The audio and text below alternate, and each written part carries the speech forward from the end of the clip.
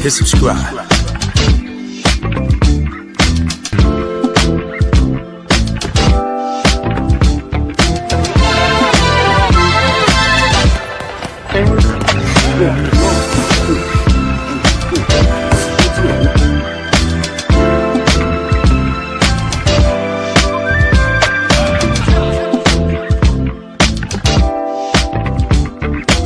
Subscribe to my guy, Uncle D. Tell him Big Bass sent you. Colin, I'm an attorney here in Houston, Texas, an advocate for black men, largely because I am a black man. I'm a black father, I have black sons. Hey man, I do what I do.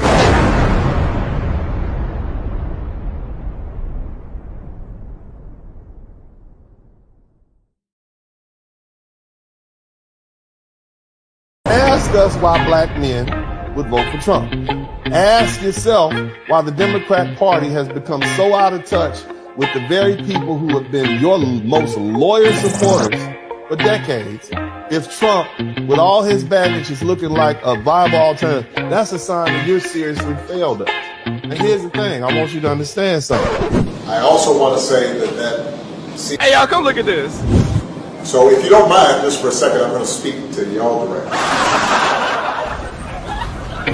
You stupid. President Obama's recent suggestion that black men may be hesitant to vote for you because you're a woman? Let me first say that I'm very proud to have the support of former President Barack Obama. Ooh, baby, you're a special kind of stupid, aren't you? Why do you support Trump over Kamala? I speak more for the bigot to show you who he is than the girl who a bigot and don't want nobody to know. That's why it's on TV. Tell, lie, vision. Baby, I don't smoke blunts. Don't assume, don't make an ass out yourself, cause dollars is what we all want. Don't pander to me, please stand up. Respect what I need, and weed ain't one. Keep us high and string us up. Hangman, money raining on immigrants doing the running man. Vote like black women, she twerking ass. All gender bathrooms, perverted ass. Black men, we built this, check the books. Yeah, believe it or not, your looks. Intellectual far from uneducated. FBA, what you say, I'm regulated. When black men make it, get agitated. White ice is colder, niggas elevated. Revolution is evolution, emancipated. Hate the woman who made you hella hated. Why you uplift everybody who ain't related? Politics, you find out who really playing. Vote black, but get nothing. Sit on the couch and still nothing. Vote the same each time that we getting hustled. A nigga change his mind, nigga screaming you. It bees that.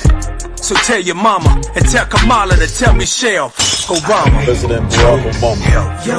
I think the congregation of black men does not need your advice or your guidance on who to vote for. Number one, Kamala did not grow up like that. She grew up in upper middle class. Really, that don't matter. I'm voting on policies, and her policies suck. So Obama, keep your mouth shut. Think about it. Think about it. I spree now off the plantation. Independent, no commitment to the clan. There's an old saying in Tennessee, I know it's in Texas. Shame on me. Never fool me again, my votes ain't free. Fool me, we can't get fooled again. It's for my family, yeah, abortions. Black men I salute, yeah, they can't afford us. Why you think they play us all like we ain't important? Our women taking flights, you know they can't ignore us. Divide and conquer, me and my mama, Trump or Kamala. Where them black dollars? You vote white, what Kamala did it. Her husband white, her step kiddies. She wins would be to let her husband Doug anywhere near the nannies. Just keep him away. That's a nasty one. Her white granny, her black nanny. Michael Jackson will be proud of his sister Janet. The rumor that Janet Jackson is mad at you because you prosecuted her brother, the late great Michael Jackson. That's on the internet. Clear that up for people. That's just not true. I know. Bear with me for a second. Let me put y'all on game. The child will be able to recall and recollect with some detail the incident, and that is persuasive to a jury, even if it is the only testimony that is available. Gotcha, She got his back. That's for life with it. You support turn around, they stick a knife in it. Thank you, Jan. Thank you very much. We not the same. Just see you on the bus. 400 years and change. Your family broken up. Punk broken us. You not from the dust. Still don't get it when we spit it. You are not like us. I don't need your help. I can think out for myself. And keep out our biz. I can think out for myself. I need your help. I can think out for myself. And keep out our biz. I can think out for myself. I don't need your help. I can think out for myself. You can keep out our biz. I can think out for myself.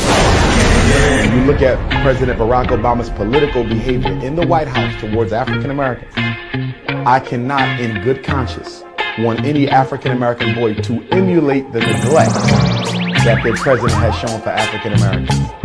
So let me get this straight. If I vote for a party that can't define what a woman is, I'm no longer ridiculous or crazy. If I vote for a party that wants boys in my daughter's sports and restrooms, I'm no longer ridiculous or crazy. If I vote for a party that thinks they can pander to me using kente cloths and hot sauce, I'm no longer crazy. If I vote for a party that has done nothing but destroy my community for the last 60 years and open the borders in order to replace my vote and destroy my community further, I'm no longer crazy. Man, if you don't get your ass up out of here, yo, like the White House color ass.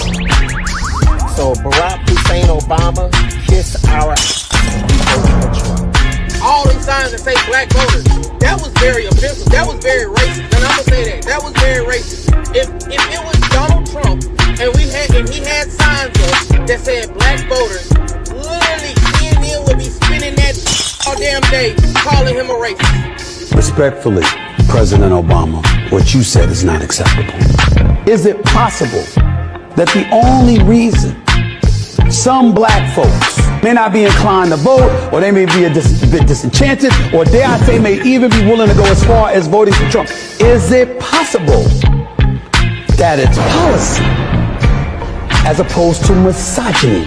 I made sure that they changed the policy in the state of California so that every transgender inmate in the prison system would have access to the historic in California. But I believe actually it may have been one of the first, if not the first in the country, where I pushed for that policy.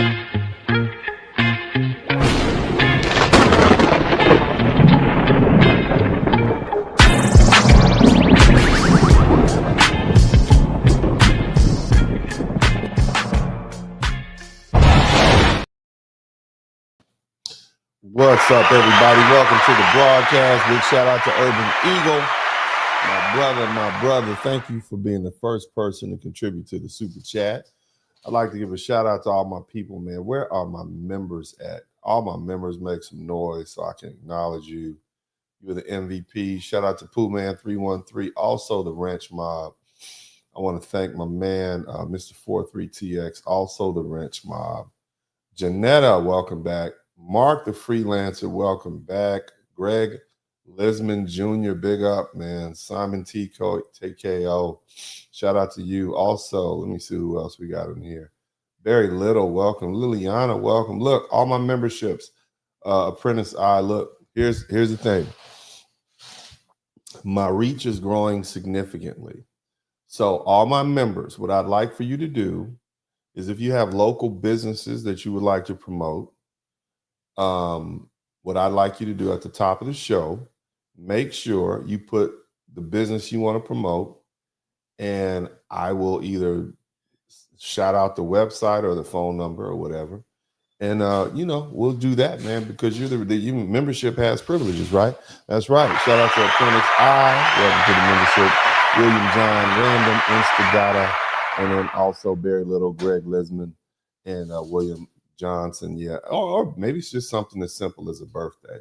But I want to make sure my members receive the privilege that they should get for becoming members. So if you guys have local businesses and, a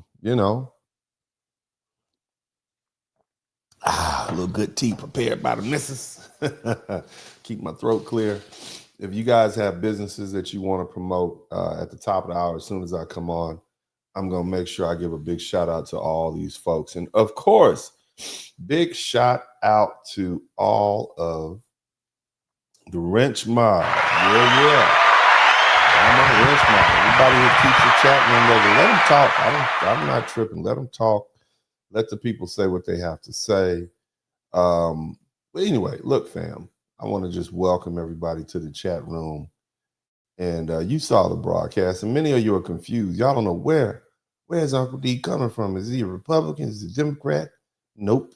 I am an advocate for Black men, and now I have expanded my advocacy to incorporate the issues associated with all Black people. However, when I see something to me that's so blatant that I have to address it, I will. Now, I'm not saying that, or let me go ahead and just dig on into this. So basically, for you all who don't know, young DJ Daniel, his name is Dever J. Daniel. He's an inspiring 13-year-old boy. I think he's from the Dallas area. Am I right about that? He's from Dallas. I can tell he's from Texas.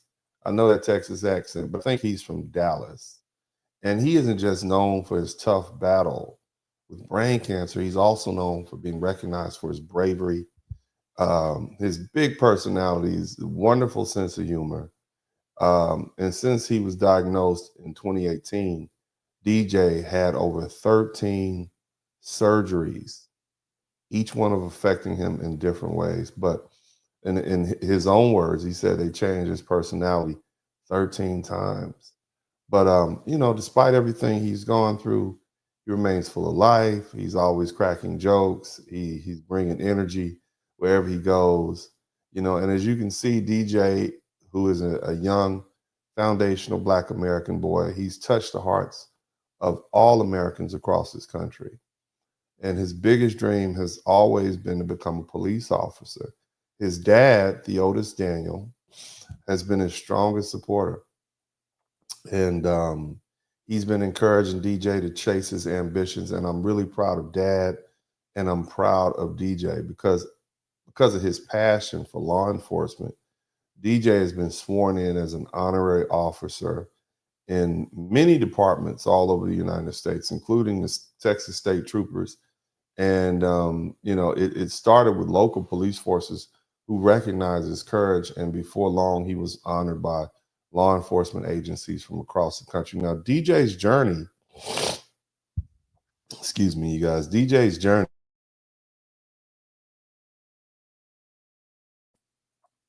it took a turn the other night, okay? In a speech to Congress, President Donald Trump honored him by making him an honorary agent of the United States Secret Service. And the room was filled with applause. And in the room, it was just, it was his night. Trump spoke about DJ's strength and reminding everyone, the doctors, that only giving that young man, that baby, 5 months to live. Can you imagine being that parent? And here we are 6 years later, and he's still here, proving them wrong. And this wasn't the first time DJ had been recognized for his bravery, okay? He was also named an honorary Texas Ranger. And of course, you guys, anybody who is not even from Texas, I think the whole world knows about the Texas Ranger. You got a riot, you get one Texas Ranger. That's all it takes. They have a great reputation. But they have photos of him proudly wearing his uniform, and he honors what it means, and it means so much to him. Now, beyond the politics, DJ's journey is a powerful reminder of hope and perseverance, and that he's faced these unbelievable challenges, and yet he continues to inspire not only police officers, but also politicians and everyday people across the country. His story is about much more than just battling cancer. It's about how one young man's determination and spirit can bring people together. DJ's parents, especially Dad, they deserve a tremendous amount of credit for standing with their boy, for supporting his dreams. And it's also commendable that Donald Trump, our president, and his administration took the time to recognize DJ's story and giving him his moment in front of the nation that we'll never forget. you know, and at this time, when the country is so divided, you would think that DJ's journey is one thing that should bring the country together, okay? But, you know, because the story reminds us of the courage of Americans, our strength, and their dreams should be celebrated no matter where they come from. And sometimes the smallest among us make the biggest impact. Now, what I need you all to understand is that is the surface. In other words, that's what I'm supposed to say, right? Okay, because I'm still a Blizzard King. I'm still a Blizzard King. I said what I'm supposed to say. Okay, that was probably one of the longest disclaimers I've ever given. I've said what I'm supposed to say, okay? Now, let's lay a little background. I want you guys to, you know, check it out. You know, this is always just a roller coaster over here. You never get what you think you're going to get around here, okay? Now, this is Donald Trump giving a speech. Let's to the most devastating disease, a disease that would wipe out entire nations. And these people sitting right here. Those are the Democrats from the speech. They sat down the whole time. DJ was here and he got honored. And they sat down the whole time, even through his. Will not clap, will not stand, and certainly will not cheer for these astronomical achievements. They won't do it, no matter what. They won't cheer for his achievements. They won't cheer for his accomplishments. And they won't cheer for these people. You understand what I'm saying? Keep looking. Keep on looking now. We suffered the worst inflation in 48 years, but perhaps even in the history of our country. They're not sure. As president, I'm fighting every day to reverse this damage and make America affordable again. Joe Biden especially let the price of eggs get out of control. The egg price is out of control. And to that end, I have created the brand new Department of Government Efficiency. Oh. Somebody type Doge in the chat room. Somebody type Kingdom Come in the chat room. Apparently, some congressmen were privy to some private discussions with, they had a private meeting with Elon Musk, and he basically said, look, this money is going out and it's coming back to these Congress people's wives and girlfriends. Sometimes they got both. You understand what I'm saying? And that's how the kickbacks are coming back.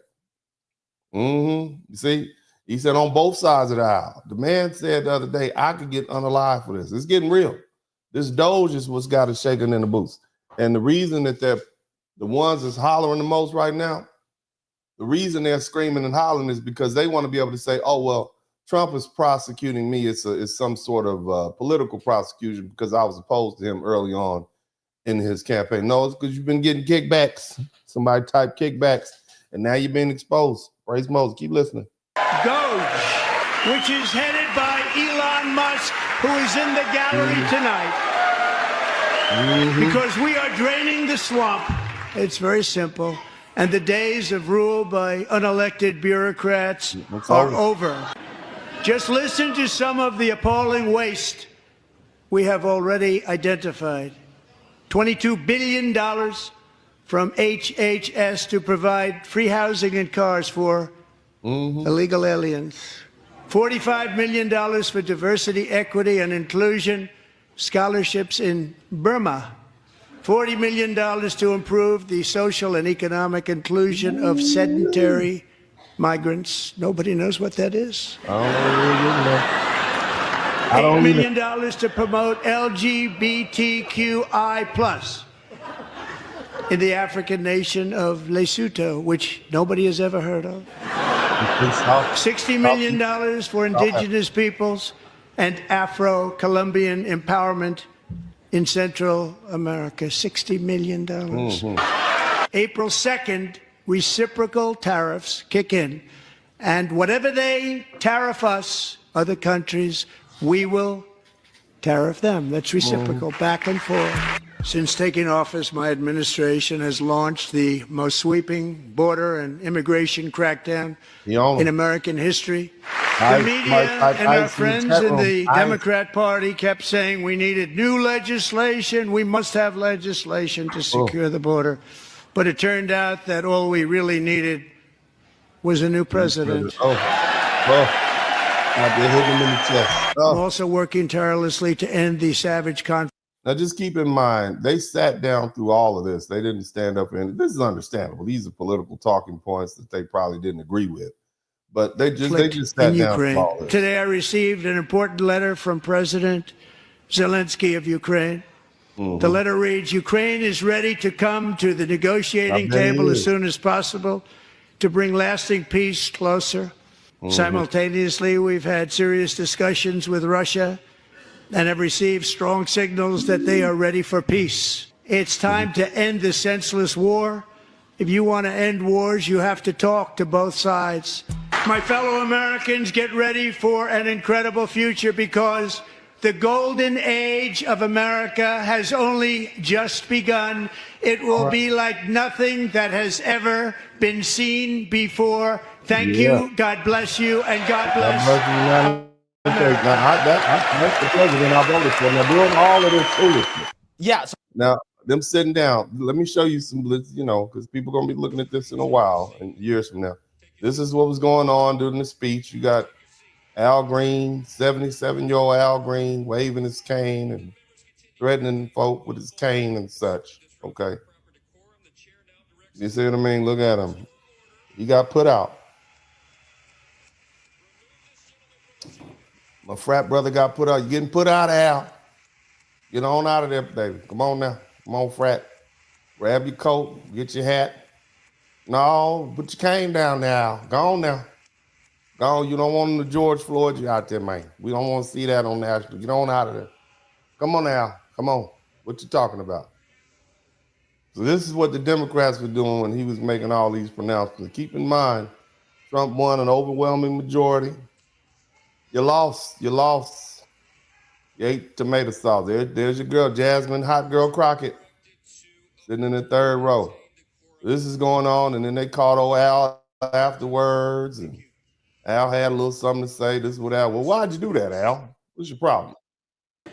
You're yelling at the president. What were you saying to him? I was telling him that he does not have a mandate to cut Medicaid. Yes, he has a mandate. And the speaker told you to sit down. You couldn't find a better place to do that, Al. You couldn't send him a note. You couldn't send him a little tweet at him or something like that. You had to just stand up in the middle of the speech and tell the man, okay, out there looking like Ron Isley with a cane. You had to tell him, baby, come home now. Now, you could have done a better job. But anyway. And you refused to sit down, and that's why they kicked you out. That is correct. They kicked you out. And by the way, if there's a punishment, I will accept a punishment. They're going to get you that punishment. Me. This is about the people who are going to suffer if Medicaid is cut and if Social Security is cut. We need to raise the cap on Social Security.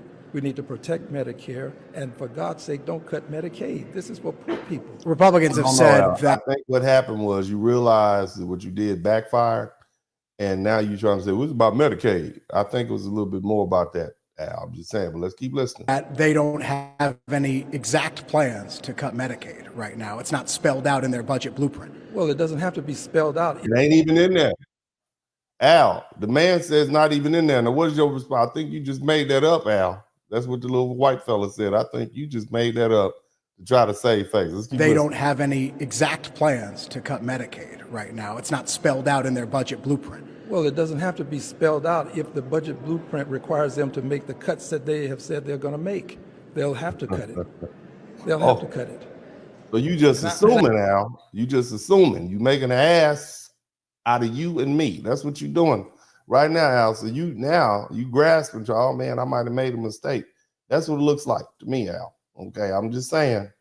But let's keep going. Go ahead. I think you may. I love you, Fred. And by the way, I don't want it block granted to states. To send it to the states, Texas refused $100 billion in Medicaid money, $100 billion with a B, because Texas didn't want to put in any portion of the cost to help poor people.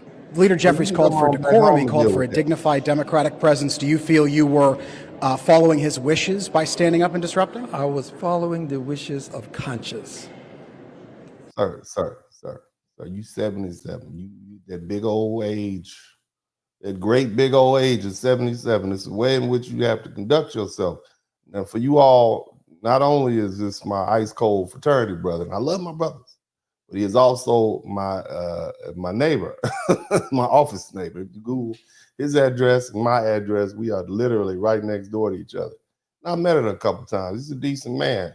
But this cutting up right like this acting a fool, it's not cool. But keep listening. There are times when it is better to stand alone than not stand at all.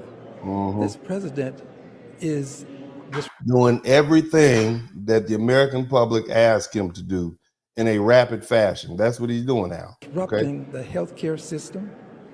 He is all but defying court orders. If he is all but defying court orders, that means he is not defying court orders, sir. Come on, brother. You gotta do better than that. Point. We're all going to have to stand up. No, we already stood up and voted. I mean, look, you don't have to like it, but the American public has spoken. Now, I want to share something else with you. Okay. All right, let's go ahead, and this is what else is going on. Y'all let me know if you can hear. Hit the number 1 button. DJ, we're going to do you the biggest honor of them all. I am asking our new Secret Service Director, Sean Curran, to officially make you an agent of the United States Secret Service. Boy. So this is DJ right here. This is on TV. That's him right there to the right. You can see he's had multiple surgeries, so he's missing some hair at the top of his head. Beautiful child. Okay, look at him. That's his dad holding him up. He's 13. You see his growth is stunted because, you know, the hormones and the chemicals that they give you to impede the growth of the brain cancers, you know, will also impede your growth. So he's a little fella, okay? Look at him. Sweet boy, beautiful child. Shout out to Fuzzy Ball. Gave him a little bad. Nothing wrong with any of this. Nothing wrong with any of this. This is beautiful. It's heartwarming. He's being honored. Somebody type honored in the chat room. Okay? He's being honored. Somebody type honored in the chat room. Look at him. And you know, the first thing came out of his mouth when he heard it, he's like, damn. The first thing came out of his mouth when he realized he was being honored was like, damn. So you know, man, who wouldn't love that? Of course, but the Democrats didn't even stand up for that. And I thought that was shameful. Okay, that's just straight up shameful. Nevertheless, little man went on a little tour and he got a chance to visit the White House and all these other things. And this is him. Let me see if I got him talking. Let me politically, let me get him talking right here, okay? Because when you hear him talk, man, this little fella right here is just as articulate as he can be. Listen to him.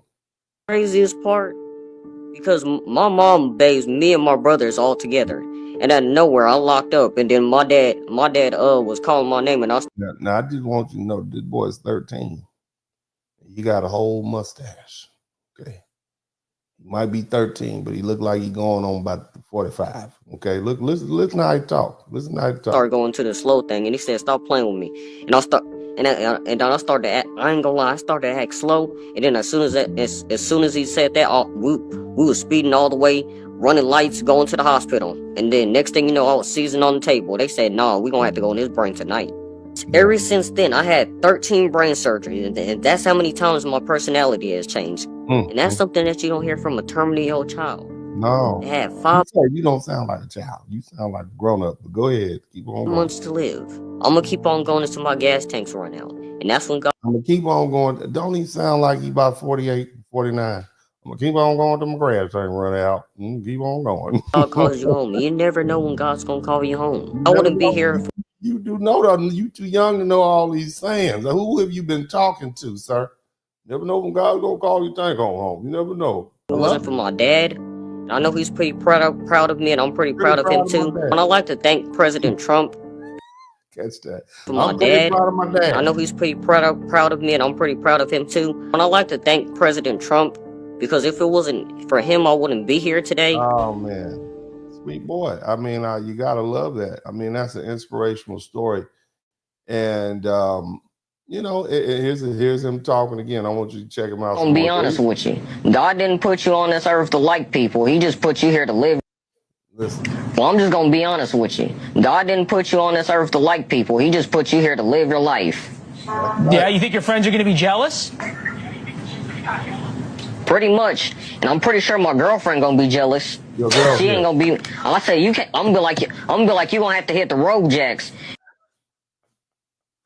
I mean, don't he sound like he just aged about 40 years inside of 13? And so, you know, and again, like I said earlier, you know, being honored is one thing, okay? But at some point, you got to start saying, hold on a minute, starting to be a little bit exploitative. You understand? You got to bounce. What would your one piece of advice for the Secret Service be? Please stop being mean to President Trump, because if I see you being mean to him, I'm coming after you. I love that. I think you need to become the director of the Secret Service. DJ, it is such an honor to have met you. Hold up, I got one more thing to say. He has one more thing to say. I won't interrupt you. If you're a Democrat and you're being mean to President Trump, I'm on your bumper. Okay. You are about to... So I saw that. Okay, let me run that back to you again. He had one more little thing to say. Let's listen to the little fella. Secret Service. DJ, it is such an honor to have met you. Hold up, I got one more thing to say. He has one more thing to say. I won't interrupt you. If you're a Democrat and you're being mean to President Trump, I'm on your bumper. I'm on your bumper. You are about to go so viral, and you went viral last. Mm-hmm. So, you know, again, I believe at the point where he was honored with everybody else, that was a beautiful thing. And I mean, it's just wonderful to see this baby out there having his day in the light, you know, and I just generally think it's a wonderful thing. Now, the fact that the Democrats didn't stand up, for this child, this little black child, has not gone over well with the American public. And many people have made a lot of comments, and this is calculated, okay? Trump started off telling you they're not gonna stand up. So what I'm gonna do is I'm gonna make them look disgusting. That wasn't something that they knew it. And so let's get the most dire people in the most destitute and distraught situations you can be in, people who've lost their child, children who've lost who may or may not survive in adulthood. And let's just go ahead and show the world how disgusting the Democrats are. Okay. And that's what happened. And that's the response we're getting. So this is all calculated. We're looking at politics. You too cocky. Now this is I think he's not from Dallas. I think he's from Pearland, which is right outside of Houston. But I want you to look at how he's kind of being low-key bullied as a little fella. Okay, listen to him. Okay. Look at that.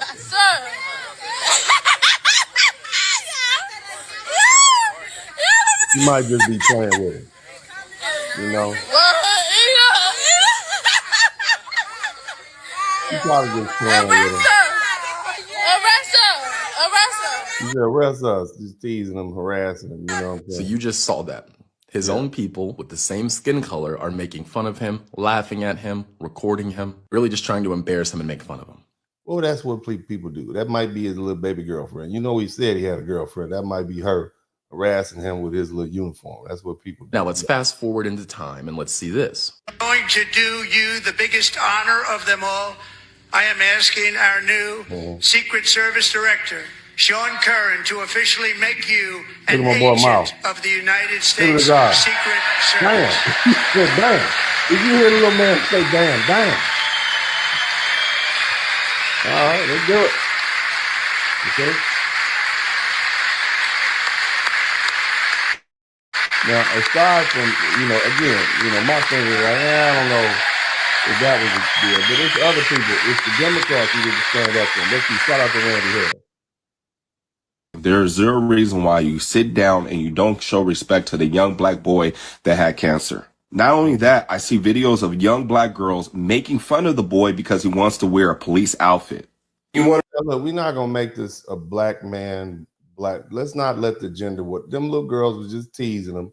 Obviously, he was out there with his family and friends. Shout out to Randy Harris. Okay, so we're not gonna turn this into a gender war. Don't let these folk who, I mean, don't let these black men who date white women, pit us all against each other. I'm just gonna keep it 100. I'm not about to go full Umar Johnson out here, but the bottom line, they were just teasing the boy, okay? I wonder why these young black boys have a resentment to black women and also to law enforcement because you don't respect it. We need black people in the black communities. No, it's not, and I'm gonna deal with that. It's not that we have resentment against law enforcement, and I myself being an attorney, is that we have a history with law enforcement, and I'm gonna go into some detail about that as to why black people have, but again, see, what I want you all to understand is that everybody is touching on certain things, but nobody has quite articulated how we really feel, you see? And that's what I'm gonna do tonight. So I'm just laying the foundation. This one's gonna move quick. So I need y'all to catch up, but you got some themes repeating here. Being teased, being bullied, a little boy with a law enforcement, him being propped up, okay? At some point, he's been exploited. If these Democrats aren't not, what do they say? If they're mean, these Democrats are mean to Donald Trump, I'm gonna be on their bumper, right? Now, picture that. You got this little tiny little fella, I'm on their bumper. So now he's being exploited, you see, to say things that others may want to say. All right, and whatever the Democrats do, Donald Trump is prepared to, hey, you don't need this little fella. But the bottom line is, we're starting to blur the line between being honored and being exploited of this little black child. I want y'all to understand that, and this is where we are. The best way to stop black on black crime is to have more black officers. Best way to be woke is to wake up. Yeah. So, you're going to always have the fellas who are still on the gender war stuff streaming over, but that's not what we're dealing with. Now, this has been the typical response, and this is expected. Yourself. Now, I generally stay away from politics, but the conduct that I saw last night from the Democratic side of the House of Representatives was reprehensible. Why? Little boy who survived brain cancer. And he gets honored. Yeah. And let me tell you something. If somebody wants to say something bad about you, if they say something bad about that means they've been wanting to say something bad about you. Okay? And they're just using this as a reason. This fella here, on ranch hand, he been wanting to talk bad about them Democrats, but he couldn't do it because had he done it, he'd been considered a racist or bigot or something like that, MAGA. And so now he's got this he's defending the honor of this little black boy who has cancer. Okay?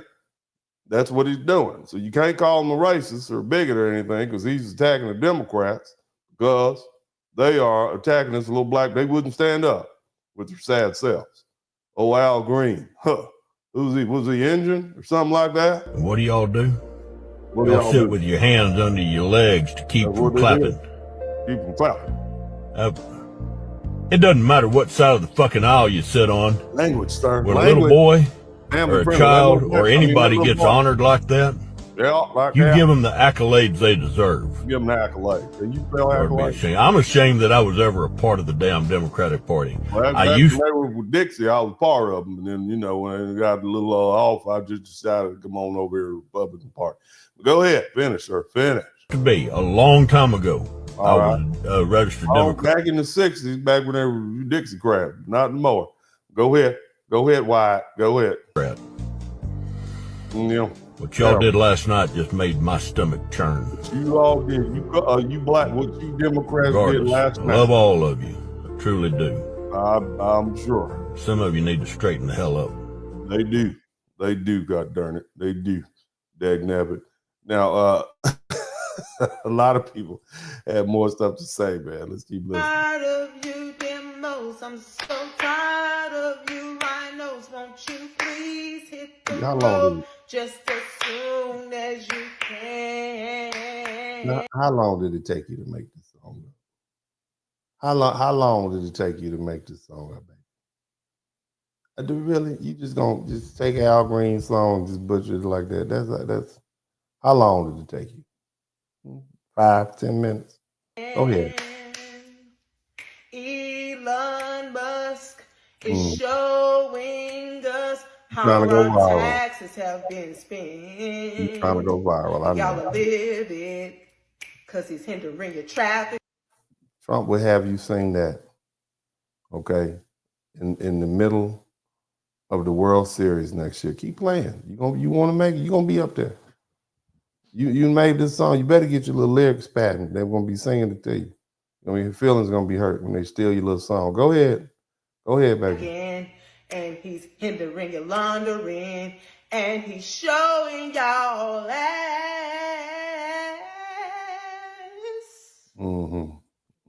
We know what you meant.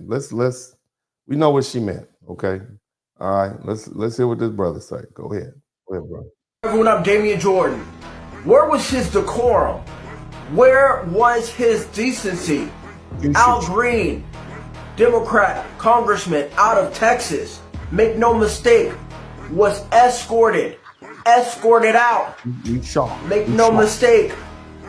We need to get that beard. We need to get the little mustache trimmed up, Playboy. We need to get that mustache. We need you to look a little bit more like a regular black person. Okay. All right. I'm not saying you got to cut it all off, but you're gonna be representing regular black folk. You got to do a little better. Shout out to Fuzzy Balls. I'm gonna read all my super chat later. We getting warmed up, y'all. Escorted out of the chamber during Trump's joint address to Congress. Headline: Line up, Playboy. This is you distracting. Okay, your little mustache is too many different places at the same time. Might be just cut it off for about 8-9 years to fully grow in. Okay, to sometime it take a while. That's why I always turn this way, because this is my good side. This side over here is a little scraggly, but this is my good side. Okay, see, that's why I'm gonna be turned this way like that. Y'all want to know why I'm always looking this way late? Yeah, it's not so I tilt the rolls up. No, okay, you gotta do better, baby. But I'm trying to listen to this young man, but it's hard because his mustache is flapping when it's just bad. Courtesy of NBC News, Democratic Representative Al Green removed after disrupting President Donald J. Trump's speech. Representative Al Green was removed from the House chamber Tuesday night after he disrupted President Donald Trump's joint address to Congress. Green, who has long pushed to impeach Trump, dating to his previous term in office, stood and shook his cane toward the president in the open. You ain't got to read the article that they wrote. We tell us what you think, what is on your mind.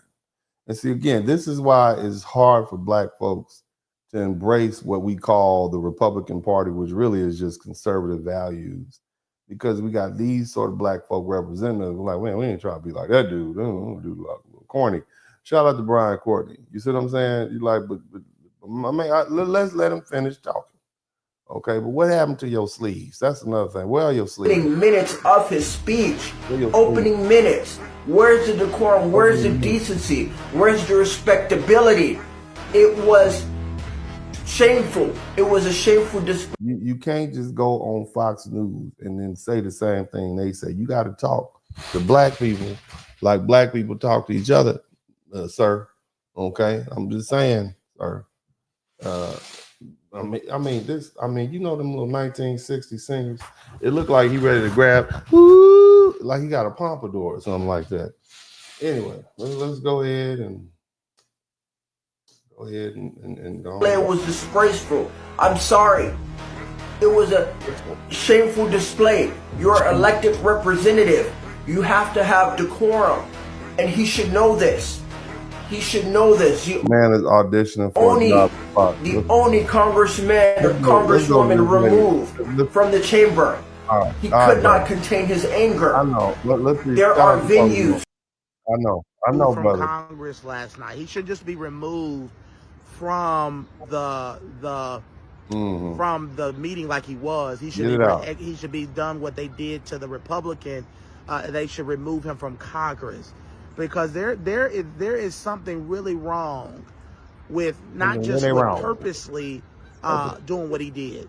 He preaches on Sunday. Clearly, he's a junior pastor, okay, at the local A&E church. I can tell by his tonage and the way he is rocking his head and going back and forth and speaking a bit nasally with somewhat of a lisp. You understand me? Praise God. Hallelujah. Which is trying to stop the proceedings of Trump giving a State of the Union. You don't have to like the president. You don't have to like him. You don't have to agree with him winning or any of his policies. With the but Lord. to dishonor and disrespect the president of the United States, to continue to stand up and scream at the president to the point where you had to be escorted out, is a dishonor to the American people, the people that you're called to serve. And he shouldn't just be removed from Congress, the ghetto black dude. He's ghetto. He should be removed from Congress. He shouldn't be just removed from there. He should be removed from Congress. Hallelujah. Hallelujah. Amen. Amen. Amen. Yeah, I represent him. So I see where you're coming from. Now, of course, you know, the brothers, just be frank with you all, you are brothers out there who are trying to convince black people that they should, you know, consider alternative voting. You're not doing the best job you could. I'm not saying you're not there, but I haven't heard everybody just voice outrage. Of course, this is a little sweetheart right here. I love hearing her talk. I'm going to say something about Rachel Morrow. I think that's her last name. I was going to say something about her push broom head ass. But instead, shout out to Quantum Salt. And I'm going to go at Just Hilarious. Because y'all don't know what I'm talking about, check it out right here. Yeah, I think he was black. His dad was black. His dad was on the, I don't know if that was his dad, but. Now, this is the Breakfast Club. And so the Democrat attack dogs, basically the Democrats said, well, we need y'all to talk about, we can't touch this little kid, DJ, because it's going to look racist. Okay, but we can y'all can do it. And so that's what happens. They send them over there. They get a guest on. Well, we're going to talk about the little boy. They got to say something negative because they got to start smearing up his shine. So this is an attack on this boy. And again, remember, earlier when he said the little statement that I'm going to be on your bumper, that's going to invite a response. You guys remember that? Let's listen to it again. What would your one piece of advice for the Secret Service be? Okay, after you finish with the Secret Service. Stop being mean to President Trump, because if I see you being mean to him, I'm coming after you. I love that. I think you need to become the director of the Secret Service. DJ, it is such an honor to have met you. Hold up, I got one more thing to say. He got one more thing to say. Now, I need you guys to understand that at this point, this little boy's little words are being used as a sword to attack the Democrats. And that's not a target that they can hit back. A black child with cancer that's maldeformed. You understand what I'm saying? Or short or whatever you want to call it. And sweet. And we like this little fella, right? So let's but this need to be responded to. One more thing to say. I won't interrupt you. If you're a Democrat and you're being mean to President Trump, I'm on your bumper. I'm on your bumper. You are about to go so viral, and you went viral last. And that sort of attack, according to the Democrats, invites a response. Now let's listen to it. I just don't think Lil Will black. His dad wasn't nappy. I mean, it was patchy, but it wasn't nappy. Who is keeping the Breakfast Club on? Who is keeping the show on? So she was talking about the little boy's hair. Okay, it was matted, but it wasn't added. I want you to hear it again, all the way through. This is their response. You know, I was really going to say something about Rachel Morrow. I think that's her last name. I was going to say something about her push broom head ass. But instead, I'm going to go at Just Hilarious. Because y'all don't know what I'm talking about, check it out right here. Yeah, I think he was black. His dad was black. His dad was on the, I don't know if that was his dad, but yeah, it seemed like that was. I just don't think Lil Will black. His dad wasn't nappy. I mean, it was patchy, but it wasn't nappy. Who is keeping? Basically saying that DJ's hair was patchy, but not nappy. You understand what I'm saying? I don't know if that was his dad. It clearly was his dad. You trying to say he don't have a daddy? So this is these people attacking this child. But remember, other people were honored, right? Other people were honored at the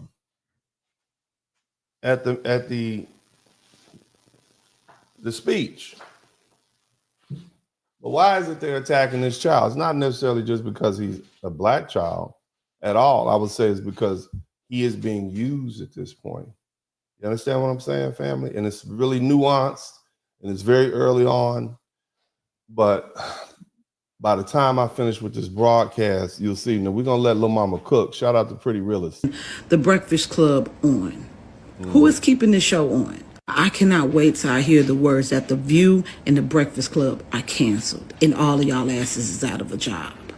I can't wait. I can't wait. MSNBC, y'all ain't that far behind. CNN, y'all probably, y'all real. I mean, think about how low The Breakfast Club is. If they would have somebody on who is, you're attacking this black child. His hair's patchy, but not nappy. That is so distasteful. You understand? That alone. Now, Rachel Maddow said some very ugly things, but that alone, this is their response to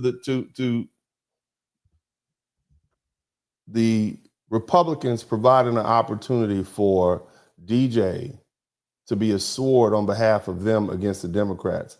They're literally attacking the child, and they're using the Breakfast Club to do that under the mask of, oh, these people, she's just a comedian, you see? And we all know that that's distasteful. We all know that that was all a setup. We know that, okay? But this is what's happened. This is what I'm talking to. So earlier in the broadcast, many of you guys didn't understand. Black boy uses white folks' mascot. Is he being honored versus being exploited? He was honored, and now they're exploiting him.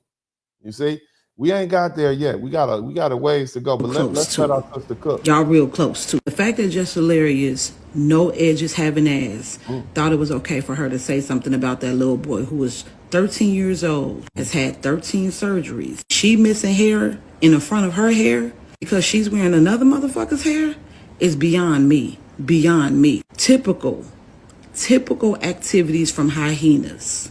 Hyenas just like this, right here. Yeah. No, I don't know if they teasing him. You know what I mean? I think those are probably his friends and people they know. I mean, this is Texas. You know what I mean? This is people just.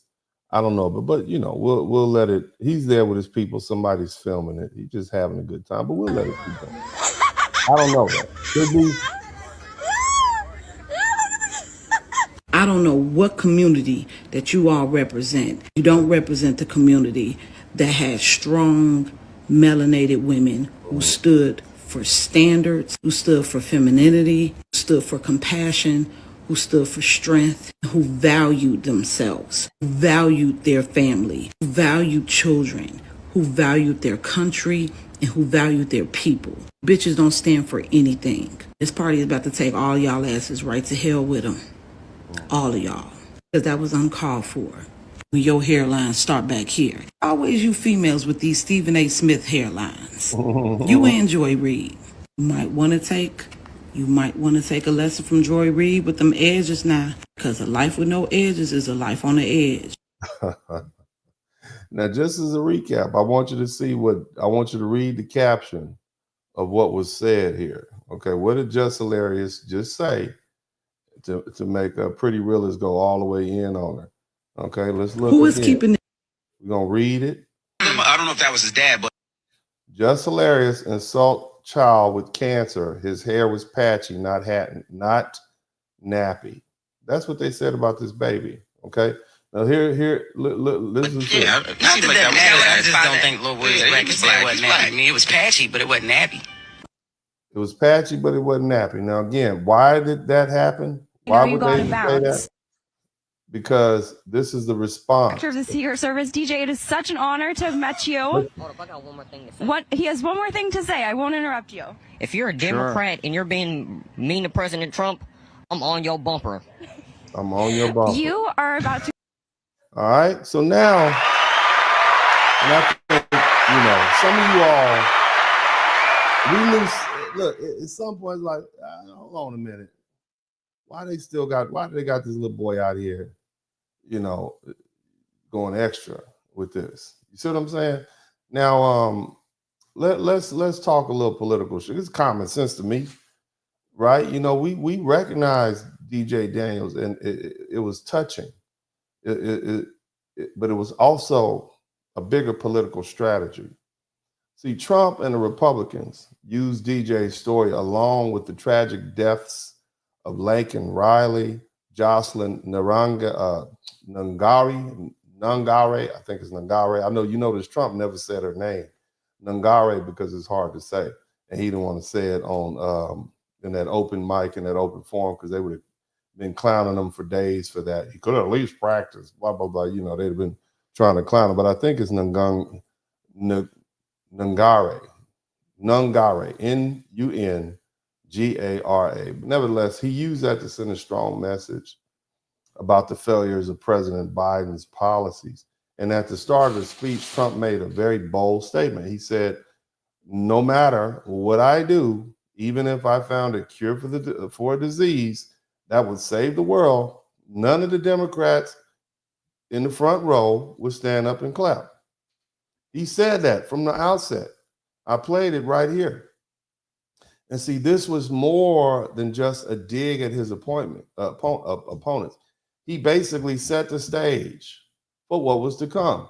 Trump planned to highlight these victims of these violent crimes and serious illnesses, right? And it was forcing the Democrats into a really tough spot. If they applaud, if they stood up for these kids, then guess what? They would be seen as supporting Donald Trump and his views.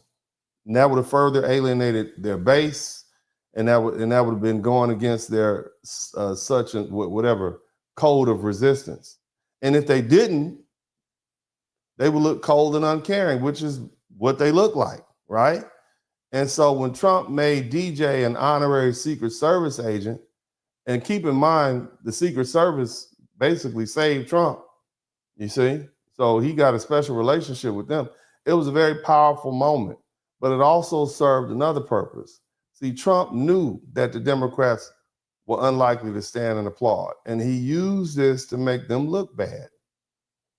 Okay, by staying in their seats, they appeared uninterested in honoring this young black boy who's a cancer survivor and who dreamed of being a police officer. They play right into Trump's narrative that the Democrats don't respect law enforcement, and they have no compassion, okay, and that they're anti-American, right? That's what it did. Now, when you look at Lincoln Riley and Jocelyn Nungare, Trump, he shifted the focus to their unalivements. And for you guys who don't know, Lincoln Riley was a 22-year-old nursing student, and Jocelyn Nungare was a 12-year-old baby right here in Houston, 12-year-old girl. And both of them were unalived by illegal immigrants from Venezuela. And we all blame Trump's open border policies Biden's open border policies. All right. Now, Trump described Lincoln's unalivement in very graphic detail. She was beaten. She was unalived by the accused. His name was Jose Antonio Ibarra. He's an illegal immigrant who was arrested in a Democrat-run sanctuary city. I believe it was New York, and he was later released. And he's made his way down to, I believe, Georgia, and he unalived that poor young lady. And as you guys recall, Trump signed the Lincoln Riley Act into law, and it makes sure that illegal immigrants who commit certain crimes are detained, not just released right back in the public. And he said, we will never ever forget beautiful Lincoln Riley. And then as far as Jocelyn, remember, this is a 12-year-old child who was kidnapped, who was essayed, who was strangled till she was unalived by two illegal immigrants. One of his name was Jose Pena Ramos, and the other one's name was Jose Martinez Rangel. Okay, and of course, this is also attributed to Biden's weak immigration policies. And the way they honored her is, and this little lady, this 12-year-old Jocelyn, she probably lives no less than 15 miles from where I am right now. Nevertheless, they established a 34-acre wildlife refuge right here in the Houston area, okay, in her name. You see? She loved animals, she loved nature, and Trump spoke directly to her mother and said, moments ago, I formally renamed the refuge in loving memory of your beautiful daughter. And guess what? Trump is sharing these emotional stories, And it put the Democrats in a really tough spot. If they stood up and applaud, it would seem like they were agreeing with Trump's views on crime and immigration. And if they stay seated, they looked like they were heartless and out of touch. And that's exactly what happened. Many of these Democrats stayed seated, all of them, far as I can tell. They even refused to clap. And that gave, everybody a good look at them. You see? People are saying stuff like, Trump honored this young man and these victims, and the Dems couldn't even clap, right? They're jealous of Trump. This is what people are saying. And even people who thought the stories were heartbreaking pointed out the irony, of the situation. At least they could have stood up for that.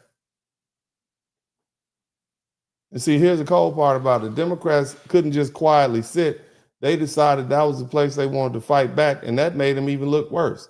They're holding signs up and paddle signs and whiteboards, okay? And it was just petty. It was disrespectful. Democrats literally walked into the Congress, the hall with props, which had no place in that forum. It was embarrassing. And you see what my ice cold frat brother, Al Green, did with his loud outbursts talking about Medicaid. That made us look unhinged. And it's otherwise the Democrats' lack of decorum. It was just all bad. Okay, but the bottom line is Trump's political strategy worked, no matter what you think. Okay? One thing is clear, he knows how to control the narrative. And by highlighting those things and setting these folk up, it forced the Democrats into a corner where in any response made would look bad or was bad form. So he basically put them in a trick bag, if you will. Okay? Now, here's the other thing. All right? Now let's go slide back to DJ's story. Okay? Incredible strength, perseverance, right? His journey. And now it's just becoming an inspirational tale for so many others. But it also has been used as a political weapon. Since Trump honored him during his address to Congress, DJ and his father have been strategically used to continue attacking the Democrat Party.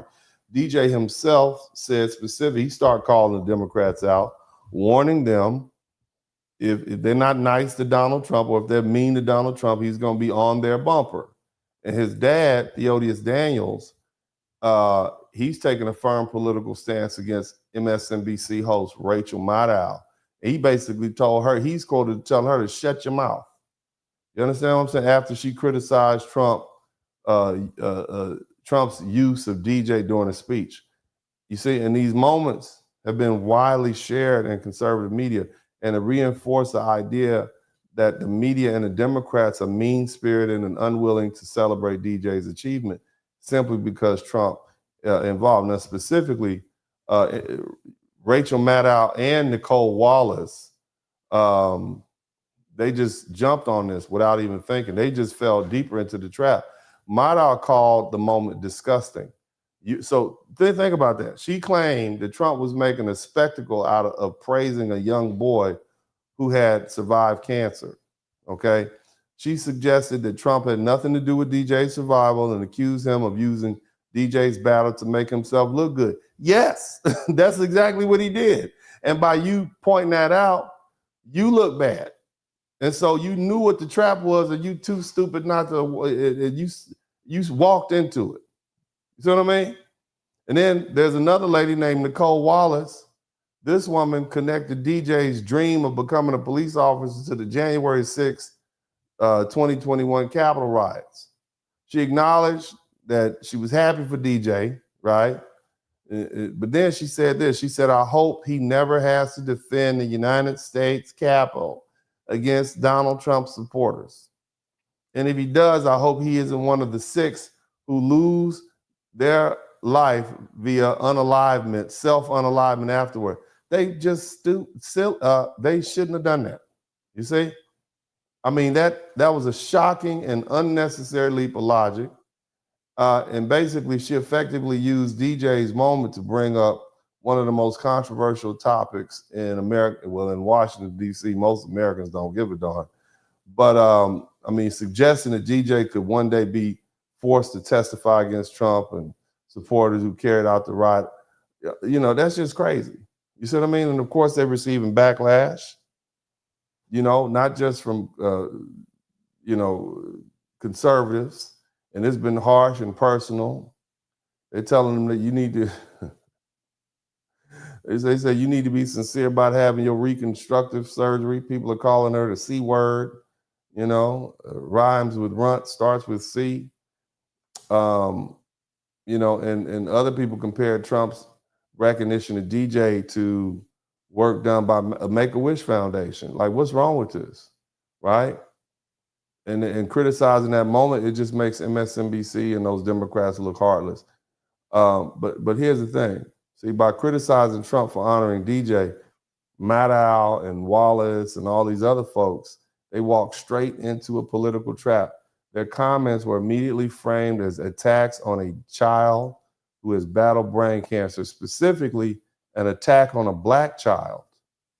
You see? And so the black Democrats can't come to their rescue because they're like, you see what I'm saying? Can't do it.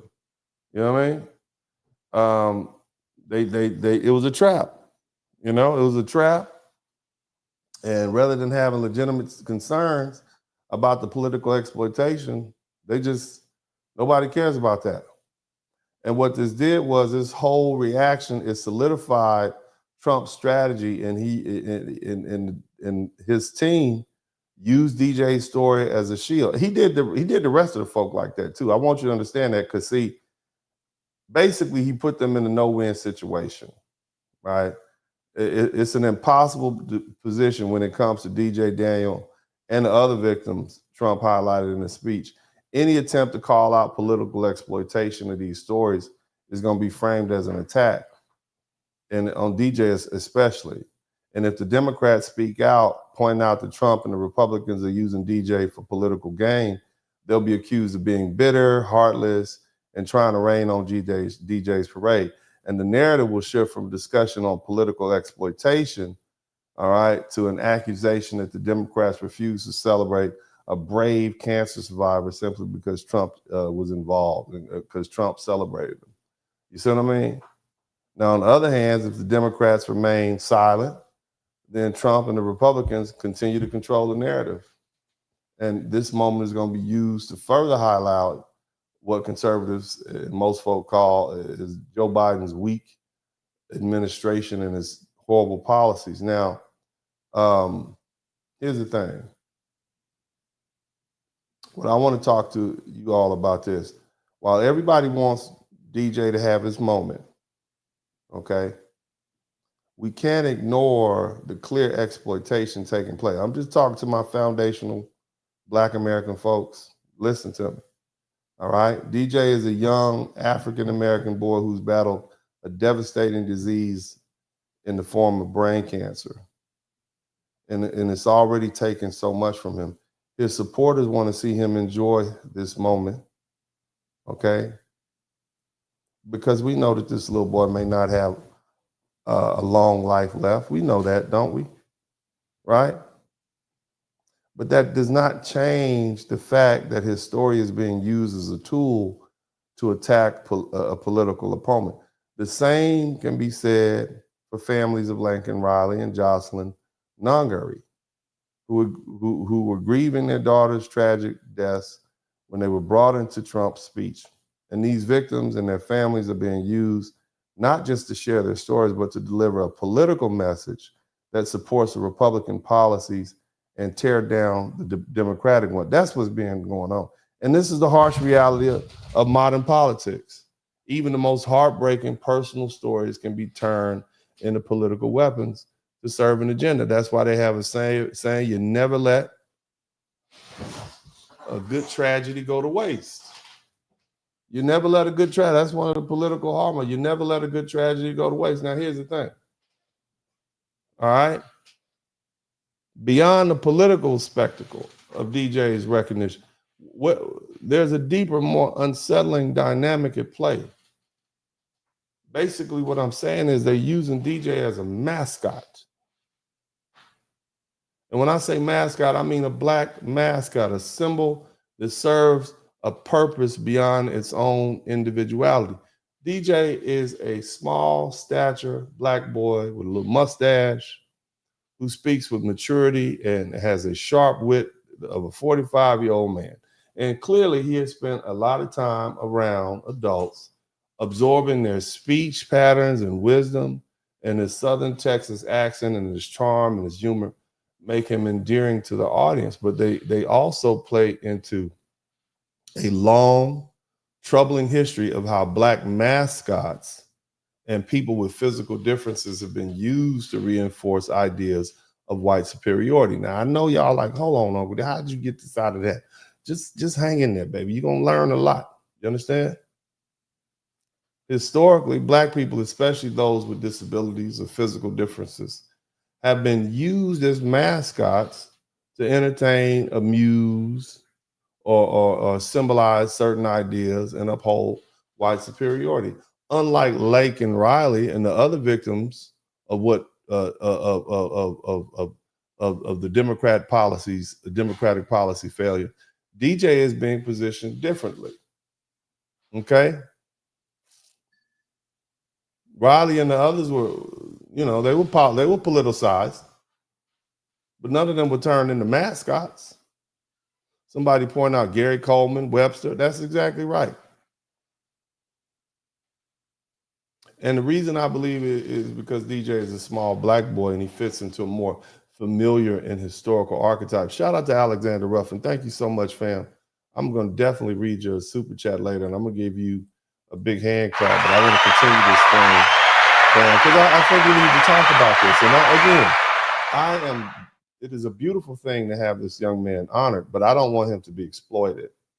Okay. Shout out to JT Coin. Okay.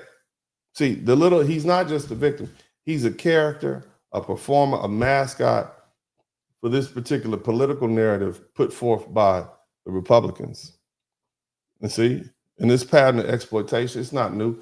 It follows a long history of using black children and black people, especially those with physical differences, as tools to reinforce white dominance. Here's the breakdown. All right. The use of black people with disabilities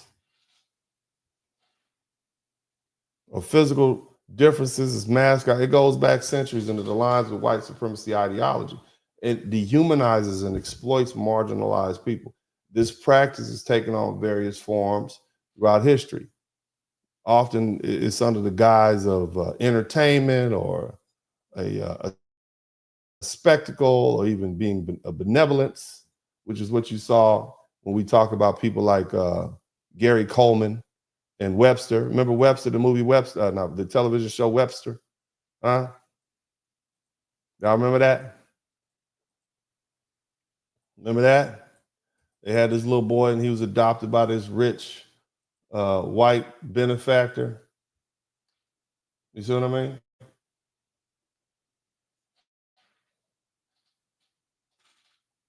And from the 19th century onward, they have folks with dwarfism and other physical deformities and disabilities. They exhibit them at sideshows and circuses. Shout out to Quantum Solace. Shout out to Bernard Harrell. And these folk were put on display for white audience to gawk at, and it reinforced the idea that they are the other, not fully human, but merely curiosities to be entertained by. And this form of exploitation, it mirrored racial dehumanization of black people, where both groups were seen as spectacles rather than as individuals with dignity and humanity. White supremacist ideologies always relied on the belief of racial superiority, which means that anyone who does not fit their narrow standard of ideal is seen as lesser. And it doesn't necessarily have to be white, because they had, that's not the only factor, because you had you had white people that had deformities too. But particularly when you talk about black folk, you see? And again, it extends not just to race, but also to disability and physical differences. But by using black people with disabilities of small stature as mascots, these supremacists perpetuate the idea that white people are in control, that they have the power to elevate or celebrate and marginalize while still maintaining their own superiority.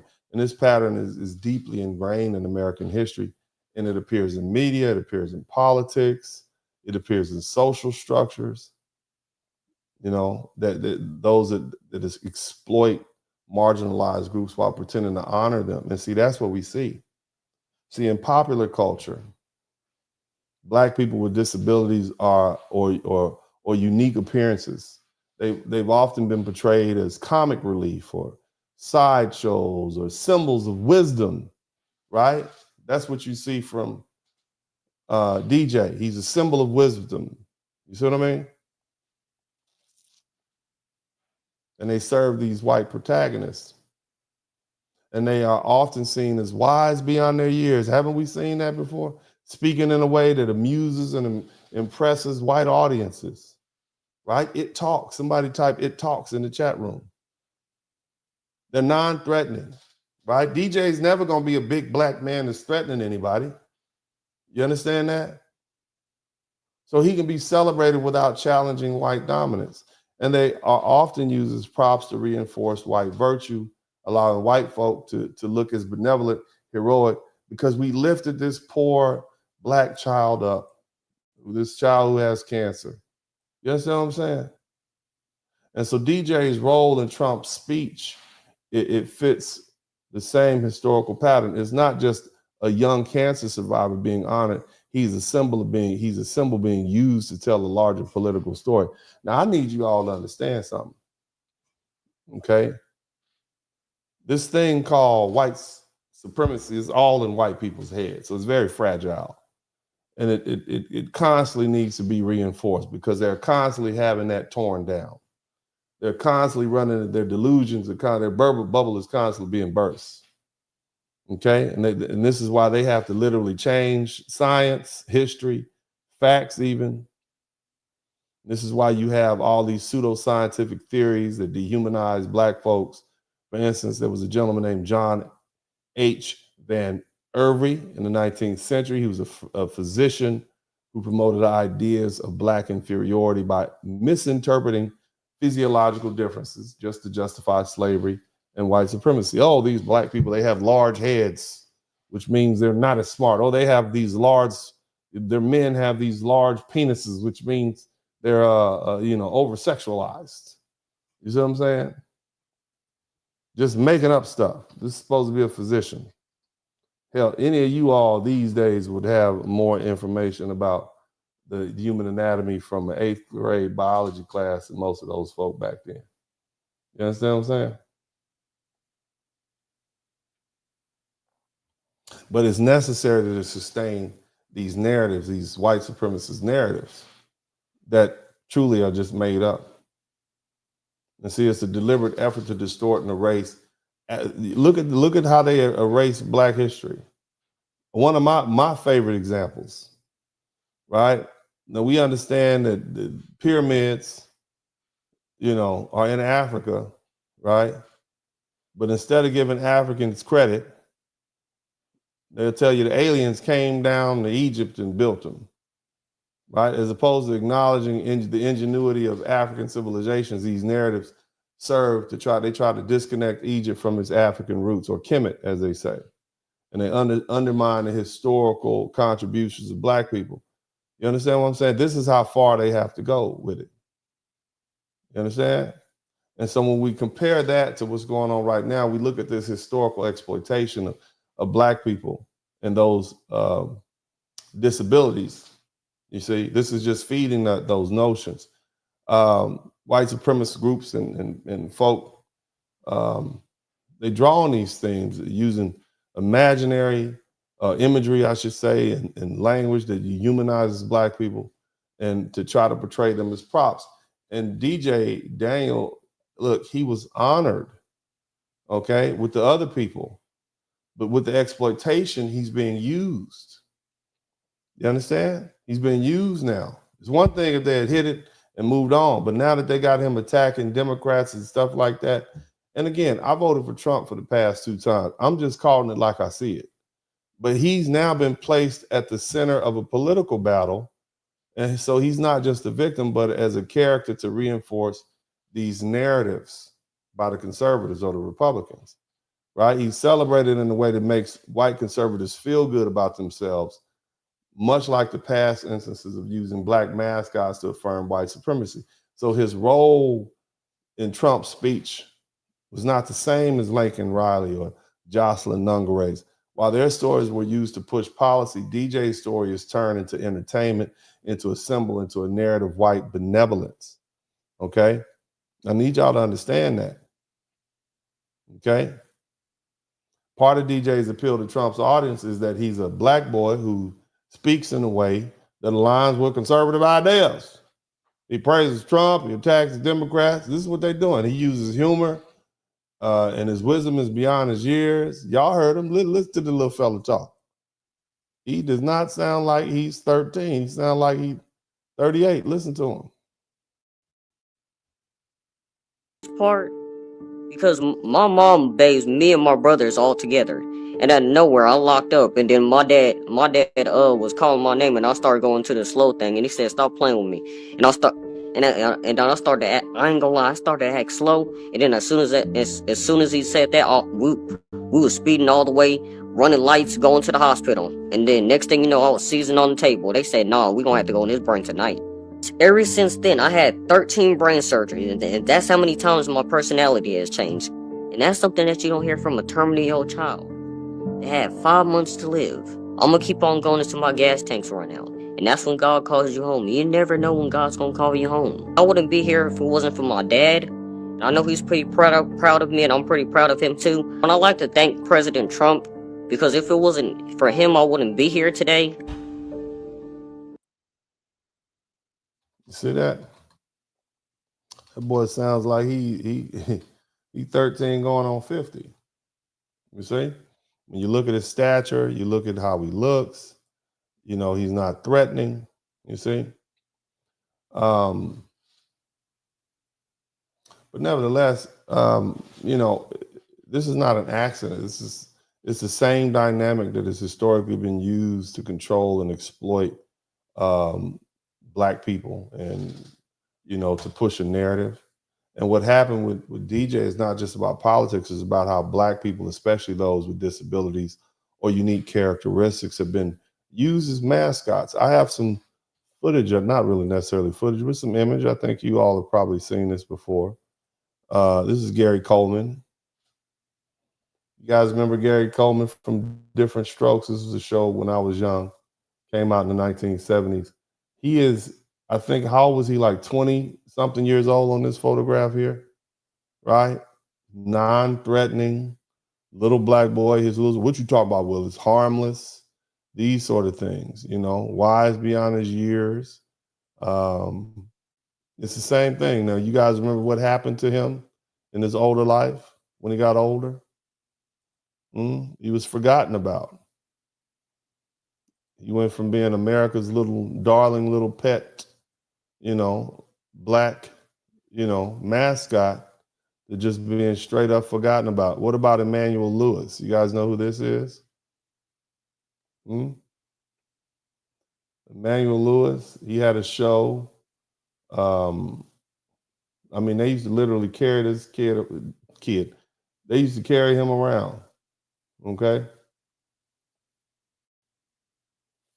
Harmless little Black mascot. And then, of course, we have some more of the harsher things. Aunt Jemima, Uncle Ben, right? More mascots type stuff. You understand? You see? Now, again, you know, everyone wants DJ to have his moment. And we need to recognize the pattern at play. You know, the celebration of DJ is not just about him. It's about reinforcing these larger political and racial narratives. It's almost like they're getting 2, 3 for 1. You see? It's not enough to simply praise DJ. And look, praise him, celebrate him. I'm saying, but let's understand, because see, this is not the first time. So do you guys know who I think her name is, they call her Sarah, but I think her real name was Saartjie Baartman. You guys know who that is? You guys know who Saartjie Baartman is? I'm gonna put this in the chat room. I want you guys to, at some point, look this name up. She was also a mascot. It's a famous story. And I'm gonna tell you a little bit about it. Let me see if I can pull a photograph up of this woman who was taken and kidnapped from South Africa. Okay. And she was brought to, was it France? Let me let you guys see what she looked like. And she was kept in a cage. And I'm not saying she was kept in a cage all the time, but when we talk about Black people as mascots, one of the most infamous and disturbing examples is Miss Saartjie Baartman. They say Sarah Baartman, but it's really pronounced S-A-A-R-T-I-J-E. So yeah, we'll just say Sarah Baartman. But she was also known as the Hottentot Venus. And her story is, and they were fascinated by her because of her derriere. And this is some images of her, that I'm highlighting. She was a South African woman. Okay, and you can look the story up for you guys who don't know. But her story is a brutal representation of how Black bodies, especially those that didn't conform to Western norms, were used as spectacles and mascots and symbols to reinforce these white supremacist, colonial, and scientific racism. Okay. And the life was tragic. It was the life of exploitation. You see, a long history of dehumanization, right? People turning them into entertainment objects and objects of curiosity. You see, so Sarah was born in the early 1780s, and she was from a place, I don't want to mispronounce the name, but I believe it's Khoik, Khiosha. She's the Khiosha ethnic group in South Africa. And during this time, South Africa was a site of colonial conquest with the Dutch and the British settlers. They had expanded control, and Miss Baartman's people, the Khioshas, and I hope I'm saying that name right, they were an indigenous group and they suffered under her colonialization. Now, I'm saying she was just put on display, but you also have to realize that she was also trafficked. And so I want to make sure we acknowledge that, because they found, her body, will say, different and amazing, and they wanted to explore it in a very, vile way. You see what I mean? So she was taken from her homeland and transported to Europe. First, she ended up in England, then she ended up in France. And then they put her on display as an exotic curiosity. And she's, she was not exhibited as a person, but as a thing. She was an object. She was something meant to be both amuse and reinforce these racist European ideas about Black bodies and Black inferiority. And Miss Baartman, she was displayed in cages and freak shows. And she was forced to parade nearly naked in front of European audiences, right? And they viewed her as something between an animal and a human. I believe this is a famous photograph of her here. You see? And the main feature that made her this object of fascination and ridicule was her large buttocks. You see?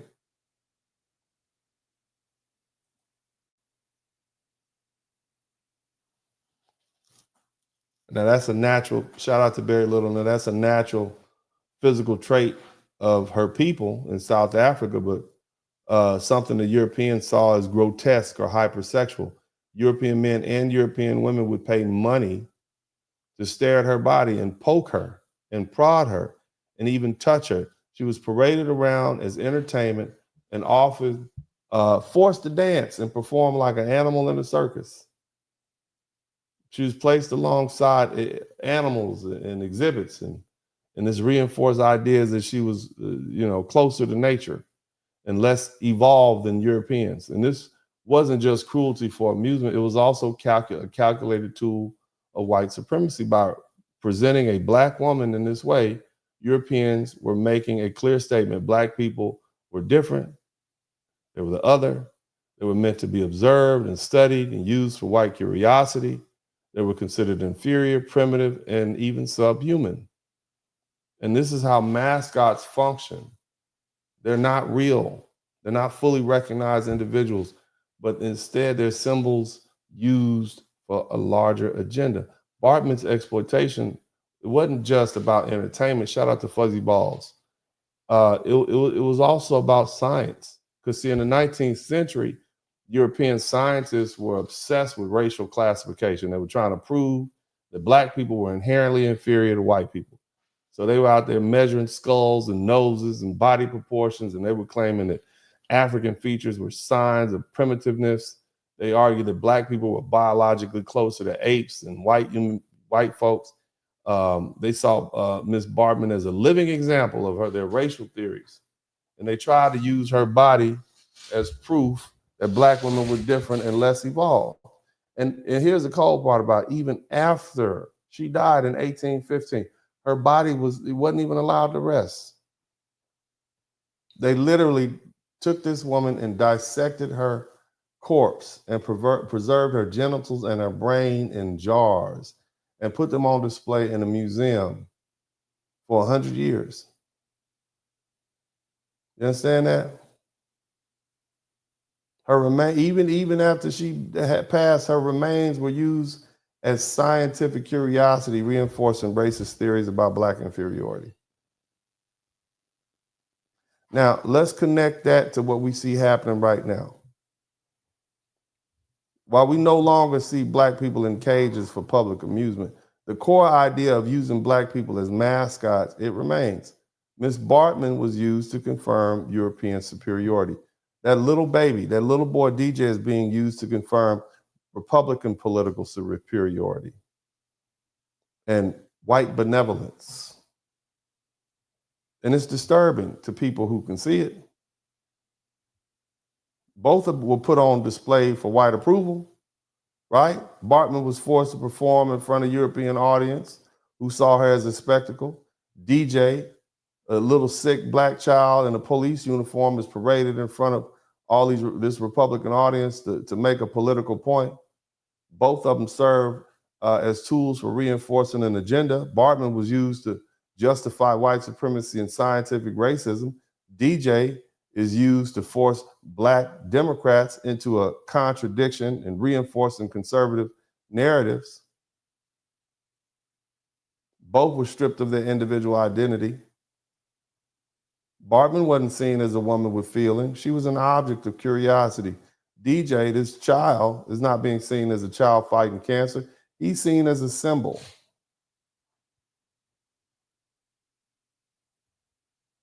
Something to pity.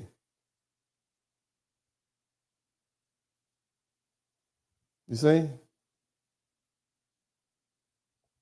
He also is being put out there to show, hey, if you are not a Republican, you're less patriotic. If you, especially to black folks, if you're not like him, you're anti-police, you're anti-patriotic. And see, Sarah's story is a reminder of how black people have been historically used to display and be manipulated. Shout out to Johnny Harris, done for the benefits of others. Whether we talk about black athletes who are celebrated when they entertain, but then they criticize when they speak up. Somebody type "shut up and dribble" in the chat room. Black actors and musicians are valued for their talent, but they're attacked when they discuss politics. Black children, like DJ, they're elevated when it fits the conservative narrative, but they're ignored when they challenge a systematic oppression. See, just like Sarah, DJ's story is not about him. It's about how he serves a larger agenda. The exploitation of black people as mascots, it didn't end with Sarah Baartman. It has evolved and adapted. It fits a narrative for new audiences and new political needs. DJ is being used to reinforce the conservative superiority over Democrats. That's what's going on with that. You see? See, history tells us that these moments are never just what they seem. That's why many of you are befuddled. You can't even follow it. But these are calculated, strategic, and it's meant to reinforce a system of power. The black bodies, whether in cages in the 1800s or in police uniforms in 2025, they continue to be used to uphold the system. Now, again, I mentioned that, and I want to kind of dig into that a little bit more. Think about this.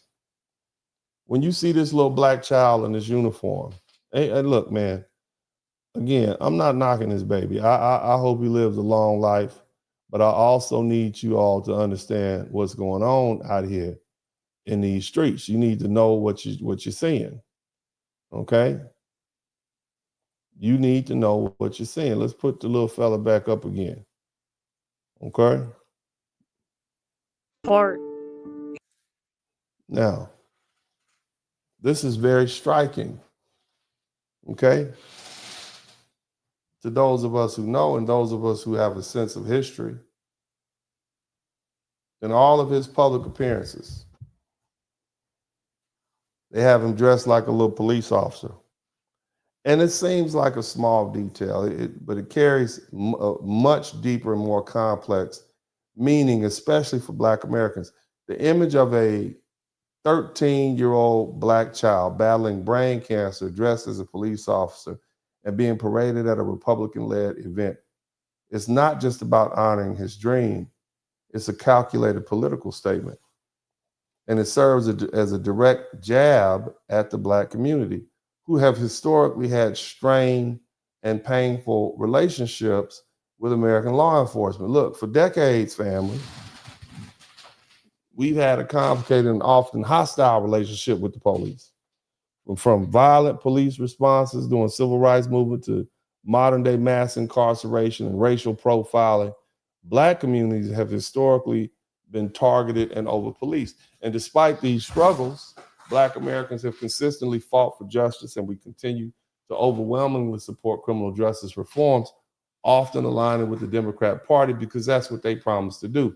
Meanwhile, on the flip side, the Republican Party has positioned itself as the party of, what do they call themselves? The party of law and order, right? And they frequently oppose police reform efforts, and they criticize movements like Black Lives Matter. They call for accountability. Now look, whether you like Black Lives Matter, the company, okay, or not, certainly you would agree with the notion that Black Lives Matter, especially if you are a Black person. Now, here's the thing. We have a history of conflict with law enforcement, and it's shaped by several key events. And I ain't gonna take y'all all the way back to Frederick Douglass, but we will go back to, about 60 years to Bloody Sunday. During the Civil Rights era, there was a march that took place on March 7th, actually, which is today, anniversary. 60 years ago today, about 600 peaceful civil rights activists attempted to march from Selma, Alabama to Montgomery, Alabama, and they were demanding voting rights. Okay, but when they reached the Edmund Pettus Bridge, they were met by Alabama state troopers, and they ordered them to turn back. But when the marchers refused to retreat, the police attacked them, and they used nightsticks, they used whips, they used tear gas, and a lot of people were injured very seriously. And it was a very violent interaction. It was broadcast on national television. It was shocking. The country saw it. And this brutal event, and Black folk have been knowing how the police were for decades, centuries. But that event exposed the deep racism in law enforcement, and it increased the national support for the civil rights movement. And, just a few months later, LBJ signed the Voting Rights Act in 1965, banning discriminatory voting laws that have been used to suppress Black votes. And then let's talk about the war on drugs. From the 1980s to right now, you understand? 1980s, U.S. government launched the war on drugs. And this was a so-called campaign designed to fight drug use. However, these policies disproportionately targeted Black communities. How? Well, you can have a kilo of cocaine and you might do 3 or 4 years, and then somebody have the crack form or the rock form of the cocaine, which is where you add the impurities, and such. Shout out to Barry Little. And crystallize it, and you can get the same amount of time or more. Okay, and then also keep in mind the CIA was helping bring that up because they used the drug money to fund the Contras. You see, so it was all a big fist. But the bottom line is these policies disproportionately targeted Black communities, and it led to massive increase in Black incarceration. You had harsh laws, mandatory minimum sentences, the 3 strikes rule. You guys know about that. That meant that people who were non-violent drug offenders might be locked up, man. I mean, they were targeting Black men. Black brothers were going to jail. One dude went to jail for 50 years for stealing a bike because that was his 3rd strike. You see? And so between 1980 and 2000, the number of people incarcerated for drug offenses rose from 40 to 500,000. And prison is not rehabilitating you. But nevertheless, it was during that time period that Black Americans, our rate of in prison, it increased by 6 times higher than whites. There's a author, Michelle Alexander. She describes this system in her book. She calls it the new Jim Crow. And she argued that the war on drugs was a new form of racial oppression, replacing segregation and mass incarceration. So again, we're talking about the relationship that Black folk have with the police. And now you got this little boy, this little Black boy with this police uniform on. In the 1990s, y'all know about stop and frisk, where all my people at from New York. Cities like New York, you know, they basically gave the police power the right to violate your right against illegal search and seizures. And that was in the 1990s and 2000. It was something called, they had a right to stop and question you and search people without a warrant, without probable cause. You being there was enough. And so this policy was known as stop and frisk. And it became very common in the late 1990s and the early 2000s.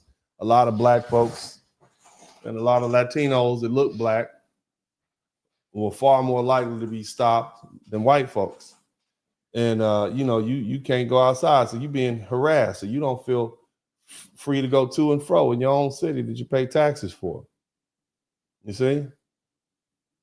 So in 2011, at the height of the policy, almost 700,000 people were stopped and frisked, with 87% of them being Black or Latino. This is up in New York. And the police claim, well, the policy helped reduce crime, but the studies found that most stops didn't lead to arrests. Instead, it just created fear, it created distrust between law enforcement and communities. And that's when all that good rap music was coming out of New York, when they was getting stopped and frisked. I don't mean to be funny, but the truth, y'all was a better rap. And y'all was under oppression up there. The rappers was really hitting on something up there. But these days, this is goofy. But again, you know, the policy was ruled unconstitutional, and so they stopped doing it. Now, aside from that, you got all these high-profile killings of Black people. You see, Tyree Nichols, that was just in January 2023. He was a 29-year-old Black man. He was stopped in Memphis by the police for allegedly reckless driving. He tried to run away out of fear, but when the officers caught him, they beat him for about 3 minutes. He begged for his life. He was taken to the hospital in critical condition. He died 3 days later. And then they had camera footage. There was no justification for all that extreme force. Okay? But then after that, the protests erupted nationwide, you know, and then of course we got Michael Brown in 2014, Tamir Rice 2014, Eric Garner 2014, Freddie Gray 2015, Philando Castile 2016, Breonna Taylor 2020, and George Floyd in 2020. You see what I'm saying? So, I mean, you know, this is our history with the police. And, you know, you got Black folk who still, and shout out to Sandra Bland in 2016, Black folks are still pushing for police reform. So needless to say, the relationship between Black Americans and law enforcement has been shaped by decades of systematic racism and targeting from violent police responses during civil rights movement to the war on drugs to stop and frisk to police profile and police killings, Black folk are disproportionately targeted and criminalized. And so despite this long history of injustice, Black Americans, we continue to fight for the reform and the change. Now, the question is this. So when you see DJ, a Black child dressed up like a police officer, being honored by the Republican Party, the party of law and order, it put Black folk in a political trap. Every Black folks, look, I'm for the police. I believe in the police. I am not for, what is that called? I don't want that no police thing, not around here. But what I'm trying to do is help you understand what you're seeing. When you, as a Black person, see a Black child who's suffering from cancer, who's had 13 operations, who's being honored, that's great. But when you see him in a police uniform, you're like, yeah, that's great, but it definitely makes you say, And so here's the trap, and I'm gonna articulate this for you so you guys can understand. If we celebrate DJ, right, then essentially we're cheering for a symbol of law enforcement that has historically oppressed our communities. If we criticize the moment, then we paint it as heartless for refusing to support a sick kid. Even though we might support the kid, we just kind of like looking sideways at the fact that they got this little boy dressed up in this uniform. And see, this is not an accident, okay? It's a political trick bag. Black Democrats who make up one of the most loyal voting blocs for the party are now forced to confront a moment that is deeply uncomfortable. Okay, imagine being a Black Democrat watching this 13-year-old Black boy with cancer being cheered on in a police uniform. You know that policing in America has been one of the most controversial issues in our community. Yet here is this Black child who looks like your own son, a nephew, a cousin, being used to promote law and order and the message. What are you supposed to do? Okay?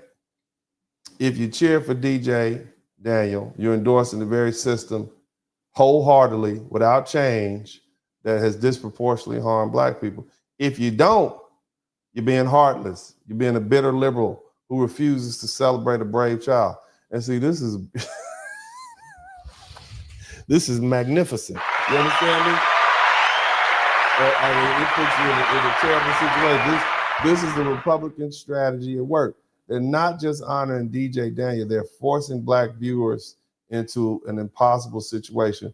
And this moment forces Black Democrats to either betray their own values or appear heartless. And it allows Republicans to say, look, we support Black people.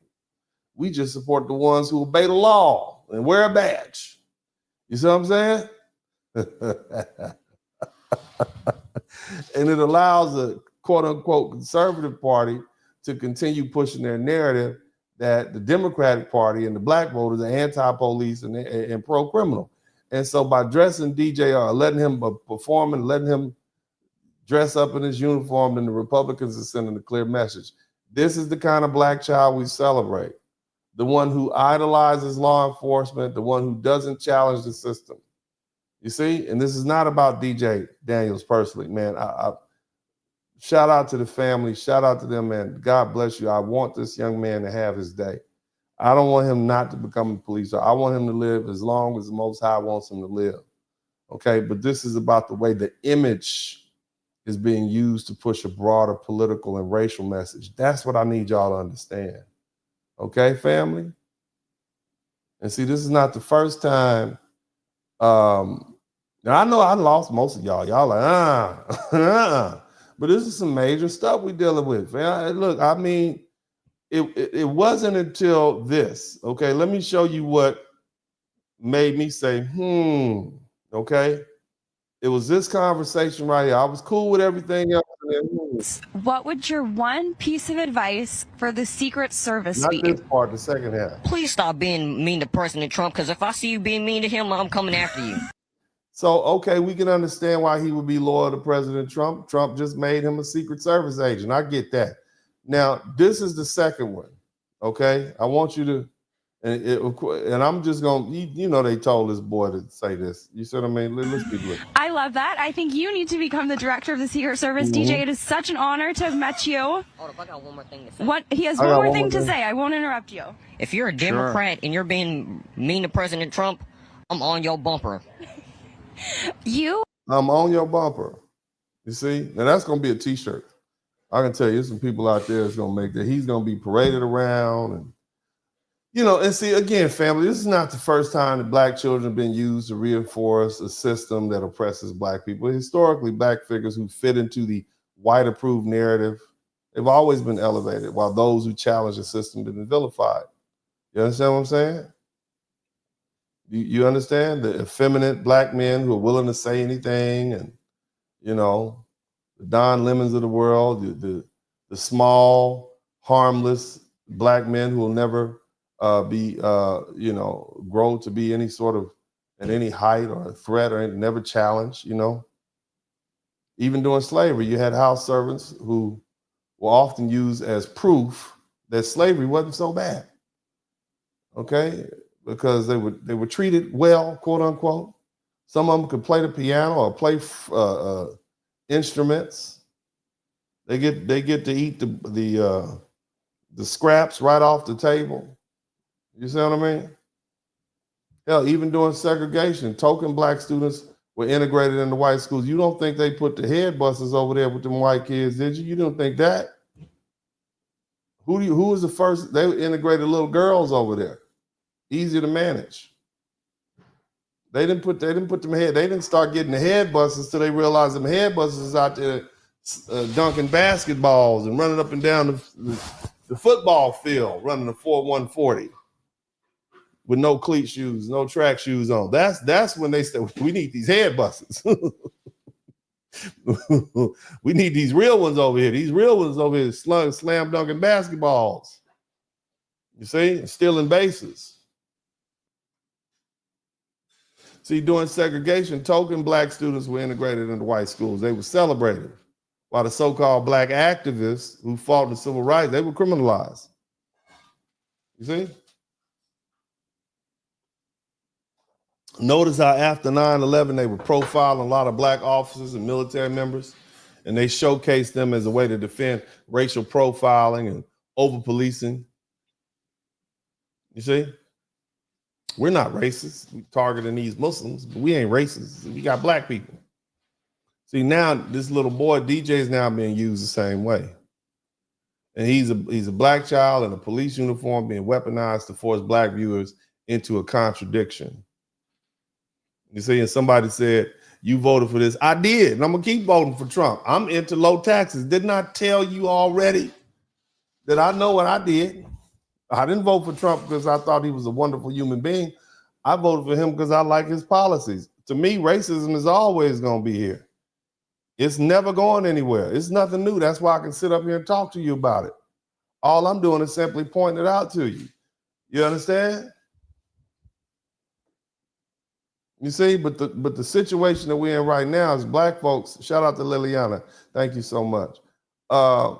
You know, but like I was saying, DJ is being used in a certain way. He's a black child in a cop uniform and is weaponized to force black folk into a contradiction. If you support him, then you're betraying the community and its history. If you don't, then you got hatred towards a black child and you're anti-law enforcement. And this is not an honor, it's a racial political strategy, fam. All right, and it's not there for most folk to pick up. Look, Trump and the Republicans knew exactly what they were doing when they placed DJ Daniel in front and center and dressed as a cop. It was a trap. Okay, it was a trap for black voters. It was a trap for liberal Democrats. It was a public test of their loyalty, a way to send a message. The Republicans knew that black Americans would feel conflicted seeing DJ Daniel in a police uniform. It's like, man, we want to root this little brother on. We proud of him. We look at him. He one of us.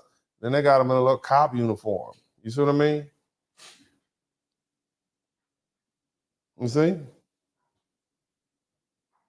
We feel trapped. If you overwhelmingly voted against the conservatives, quote unquote, conservative policing policies, you feel trapped. They knew that the image of this young black boy in his uniform receiving applause from mostly white conservative audience is going to send a powerful, painful message to the black community. Remember, we got a history with the police. And again, what are they saying? They're able to say, well, yeah, we support black people, but certain kinds, okay?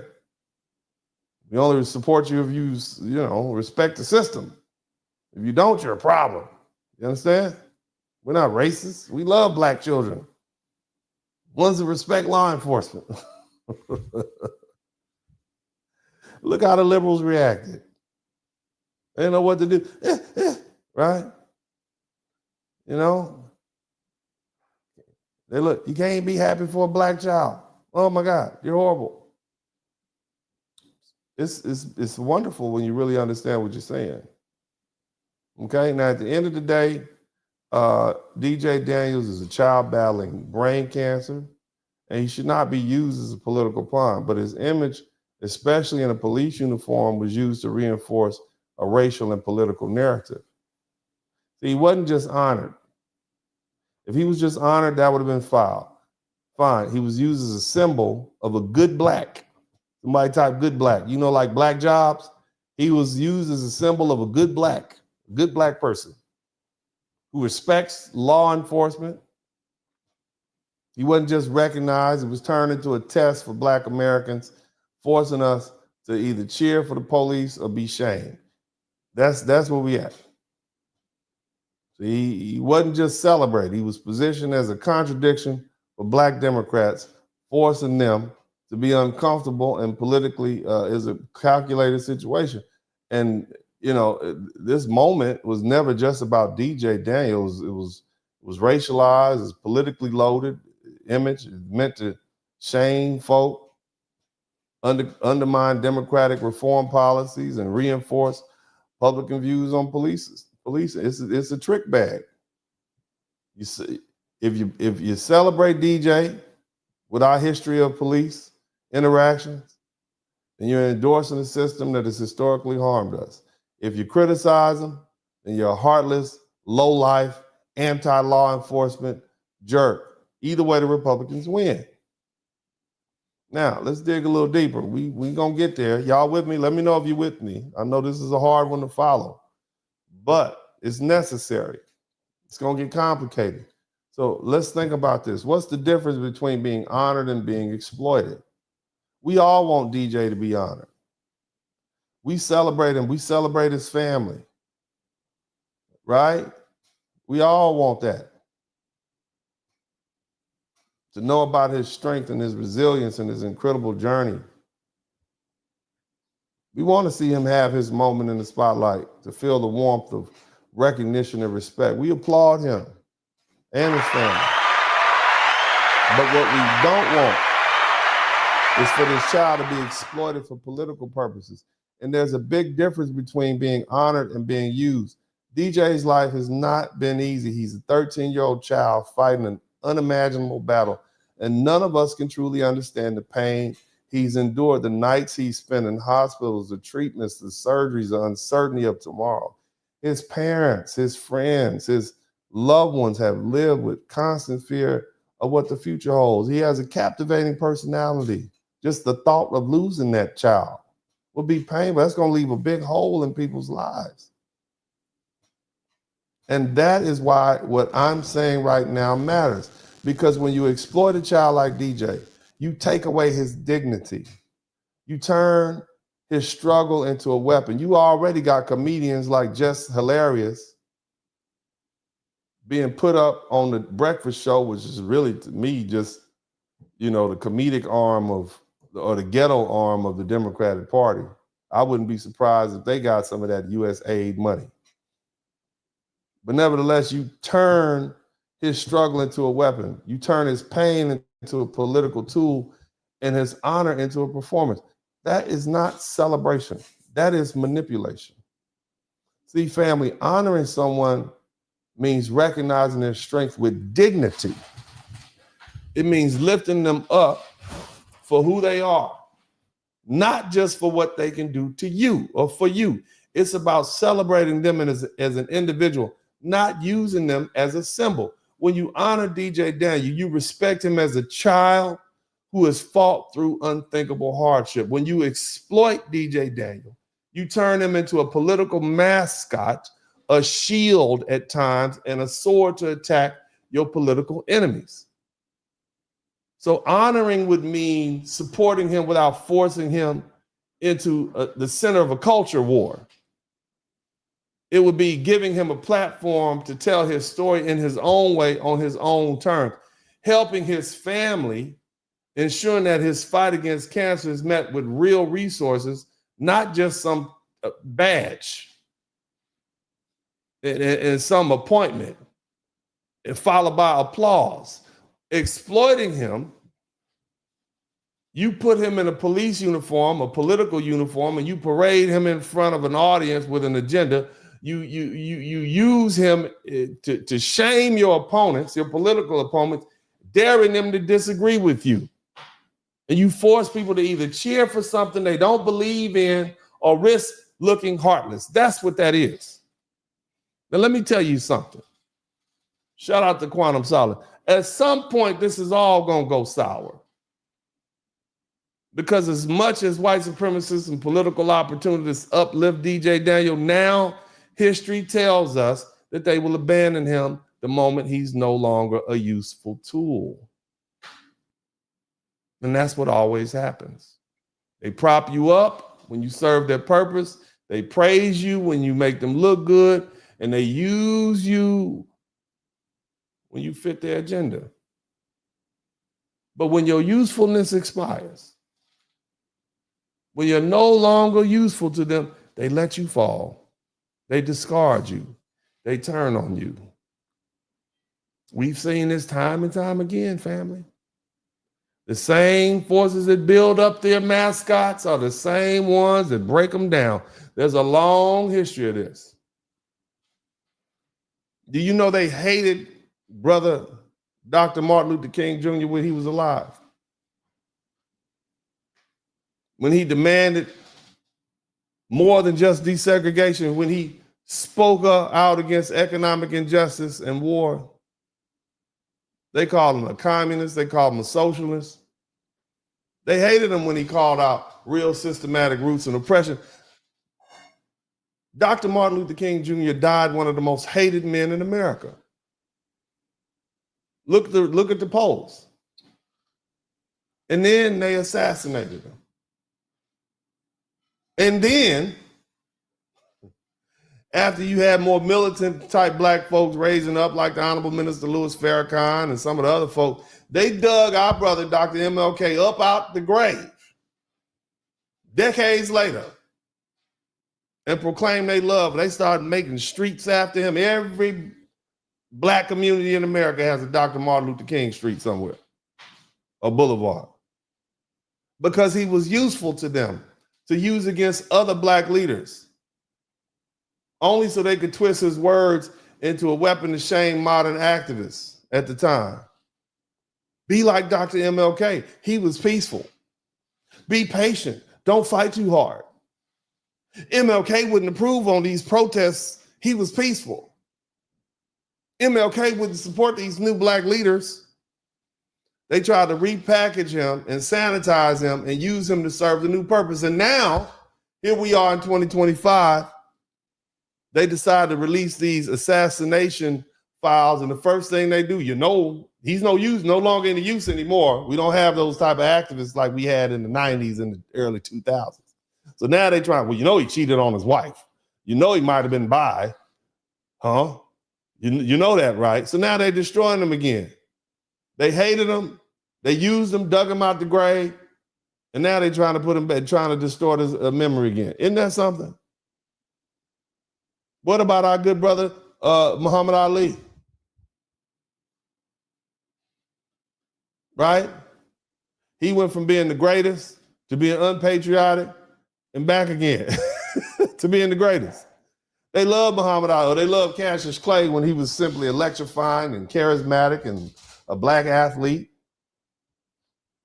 They loved him when he was winning fights. They loved him when he was putting on a show and talking trash and dazzling, and the world would see his skills. See, blacks aren't living too bad over here. Look at this. We got this Cassius Clay kid. They love the idea of an entertaining, larger-than-life black champion as long as he stayed in his doggone lane. But the moment that Muhammad Ali emerged and he began to use his platform to speak out, everything changed. Ali refused to fight in the Vietnam War. So ain't no Viet Cong ever called me N-word. He spoke out against white supremacy, segregation, and racial injustice in America. He converted to Islam and changed his name from Cassius Marcellus Clay.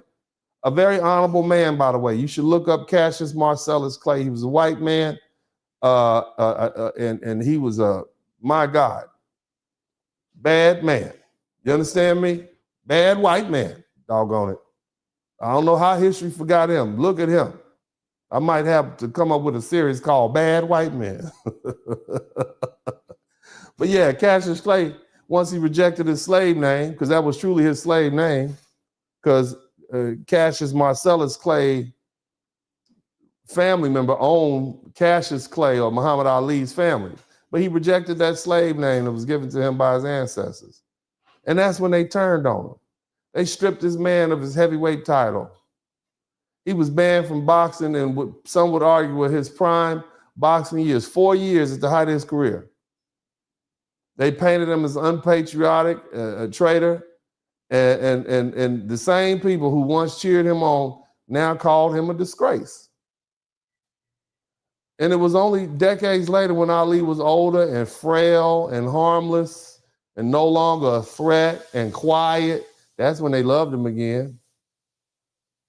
They literally wrote his history, rewrote his history, and then rewrote it again and ignored the fact that they had vilified Muhammad Ali for years. They used his image as a symbol of American greatness and all that the Negro could become, right? Carefully erasing the parts of his legacy to challenge white supremacy. No, we'll make a movie about him. They praised his courage as an American story, didn't they? Right? And they continued to silence the very same messages that he fought for as best they could. See, Ali's story is a warning. They'll lift you up, but as long as you stay in the role they created for you, and the moment you step out of it, they're gonna tear you down. Same thing with Colin Kaepernick. Remember this he was half white, he must be all right. Somebody type half white and all right. Remember that? Colin Kaepernick, couldn't even spell his name. They loved Colin Kaepernick off rip. In the beginning, he was a talented young quarterback, led his team to the Super Bowl, right? Raised by this beautiful white family. They love his athleticism, his arm, his agility. He's smart, must get that from his mom, right? It's raised by whites. And his marketability, he was mixed race, racially ambiguous, good looking, non-threatening. They loved when he played by, they loved it when he played by the rules. But the moment he took a knee to protest police brutality, everything changed. Kaepernick didn't disrespect the flag. The man took a knee in silence. I wouldn't take a knee. I always stand up for the Pledge of Allegiance. That's me. That's not the way I protest. I wouldn't even come to the game if I wanted to protest. But he was protesting racial injustice at the height of some of the worst police brutality and killing that we'd seen. He did exactly what America says it wants. He did a peaceful, nonviolent, Martin Luther King type respectable demonstration. Okay? He wasn't loud and boisterous like Muhammad Ali. Or what about Tommy Smith and John Carlos up there where they raised their black fists in the air at the Olympics? That's what he did. Quiet. Quiet stand for justice. Yet they turn on him too. They blackballed him from the NFL. They call him ungrateful. They call him divisive. They call him anti-American. They painted him as a radical who hated the military, and they just put all kind of extra stuff on him. Even though his protest had nothing to do with the military. Even members of the military said, that's freedom of speech. And the same people who once bought his jerseys and cheered him on Sundays, they were gone. And now, just like Ali, they're trying to rewrite Colin Kaepernick's story. Here we are, years later, when he's quiet and harmless, the NFL has admitted that they were wrong. Shout out to Earth Angel 1105. You got the corporations like Nike, they trying to profit from his image, turning him into a symbol of resistance. You know, yet Kaepernick remains out of the league, his career stolen from him. And this is a cycle, family. That's what I'm saying. They love you when you entertain them. They hate you when you challenge them. And once you're gone, they rewrite your story and use you for their own purposes. Now again, how does this relate to DJ Daniel? It's the same cycle. Happened with Ali, happened with Colin Kaepernick, happened with happening right now with DJ Daniel. Right now, they love this little boy. They love him as a young, small, statured black boy in a police uniform. They love that he praises Trump and attacks Democrats. Or I'm on your bumper.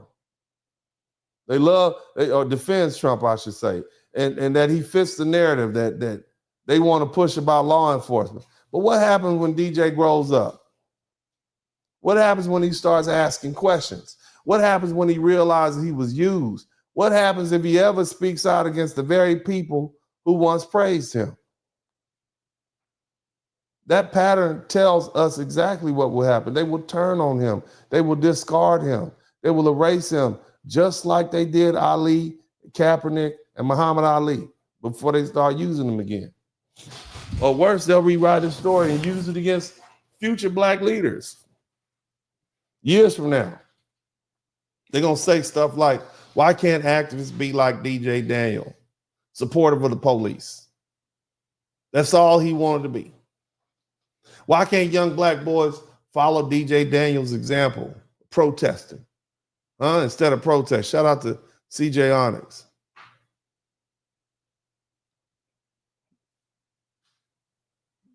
They're going to say DJ Daniel was honored by President Trump. Why can't more black kids be like him? They're not going to remember him for who he was. They're only going to remember him for how they could use him. And it's a tragedy.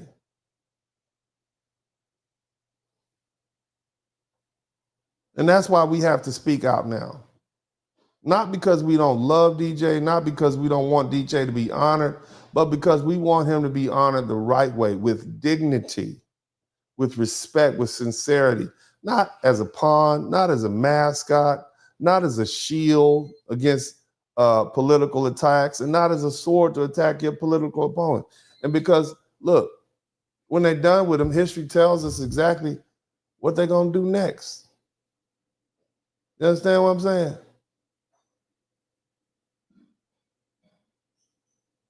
Now, again, there's nothing wrong with recognizing a person's strength. There's nothing wrong with acknowledging when somebody has suffered through tragedy.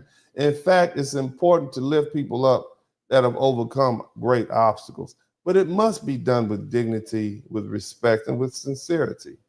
If you truly honor DJ Daniel, don't make this baby a spectacle. If you truly honor DJ Daniel, don't make his story about you. If you truly honor DJ Daniel, don't place him in the middle of a political battle where he will have to face attacks.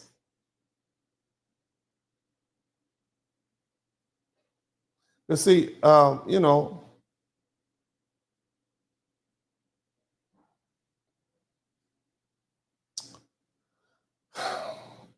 this moment, when a person becomes a weapon, when they're used as a human shield, when they become a tool to fight someone else's war, that's no longer an honor. That's exploitation, and plain and simple. And as foundational Black Americans, as people of conscience, as members of society that should protect, let me say it like this, we need to protect our most vulnerable. And it's our obligation to call out when a person is being used. we're not saying this because we don't want DJ to be honored. We're saying this because we want him to be honored the right way. With respect, with dignity, with sincerity. You see? Baby, he's more than just a sick child in a police uniform. He's a human being. And he deserves better than to be used and cheered for, okay, just to be abandoned later. And we know what's going to happen because this is what always happens. Now, I want to take the opportunity to go ahead and acknowledge all my people who have contributed to the Super Chat, the Cash App, and the PayPal, okay? Now let me go ahead and get my Cash App folks out the way. You guys hit the #1 button. I got some more to say, okay? I do have some more to say, but I want to get this out the way. You understand me? I want to make sure that I get all my people in here. Let me go ahead and get I'm trying to find, hold on a minute. Give me 1 second, family. Yeah. All right. There we go. All right, there we go. Yeah, somebody said he's happy. Yeah, I'm happy he's happy. This boy is his first. Don't nobody want to get in the way of his shine, but we want to be mindful. Okay. All right. Big shout out to Mr. Turner. Thank you for that. Thank you for that $1,000, brother. Thank you so much, Mr. Turner. Appreciate you. I got $500, man. That's what I'm talking about. Boy, you must have learned a lot. You gonna give me a $500 and another $500? Don't be asking me for it back.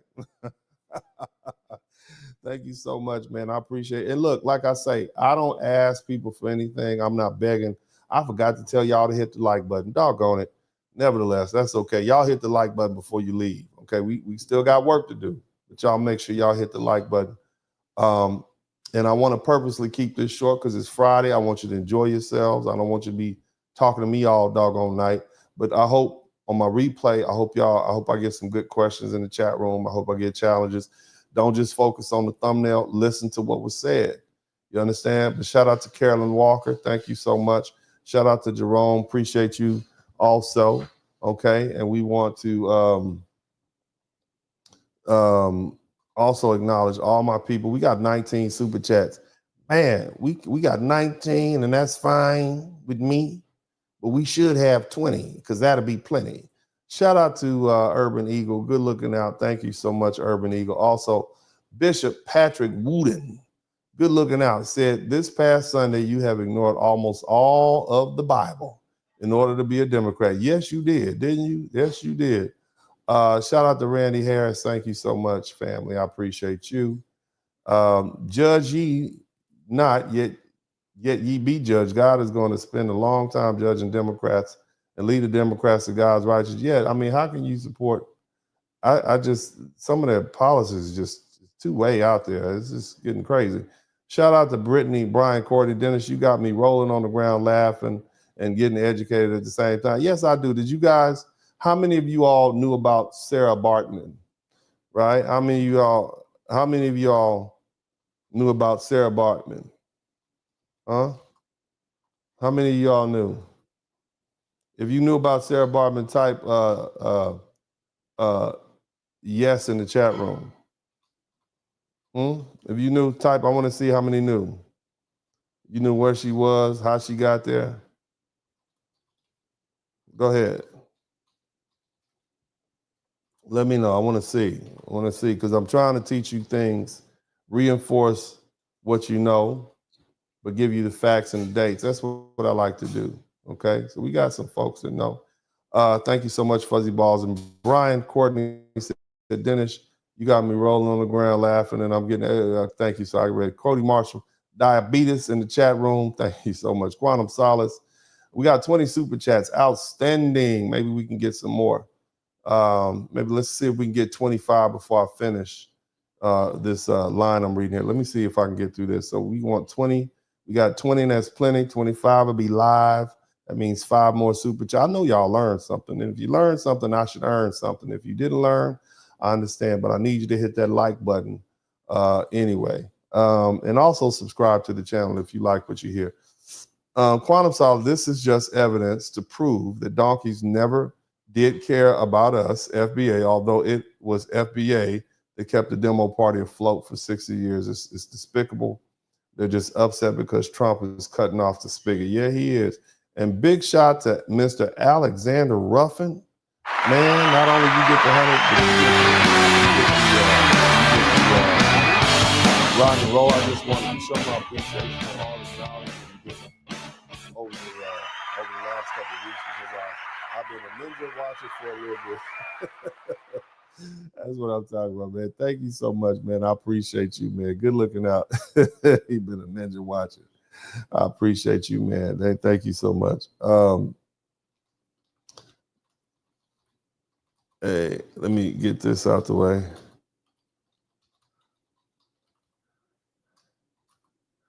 Uh-huh.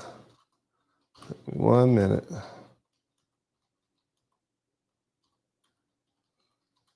I'll send this note out. All right, we also want to thank Mr. JT Coin Rings. He said, I appreciate the content. Thank you so much, family. I appreciate you. Also, Quantum Solace says, hell, in certain countries visited, if I were to even spit on the ground, or if I squeeze the weasel to take a pee outside in the shadows away from people, if I get caught, my privilege as an expat will be revoked. Wow, that's pretty amazing. Shout out to you. Thank you so much, Quantum Solace. And also Bernard Harrell, thank you for the $10 super chat. Barry Little, let's say, keep telling the truth. Dennis, no matter how bad it hurts, no matter how much, how many people don't like it, I will, brother. I will do that, man. Good look. I mean, I got to do it, man. You know what I'm saying? I got to root it, you know, because if I don't, I'm not doing what I'm supposed to do. I'm supposed to help you see things that you wouldn't otherwise see. You see what I'm saying? And I think that's important for me to keep doing that.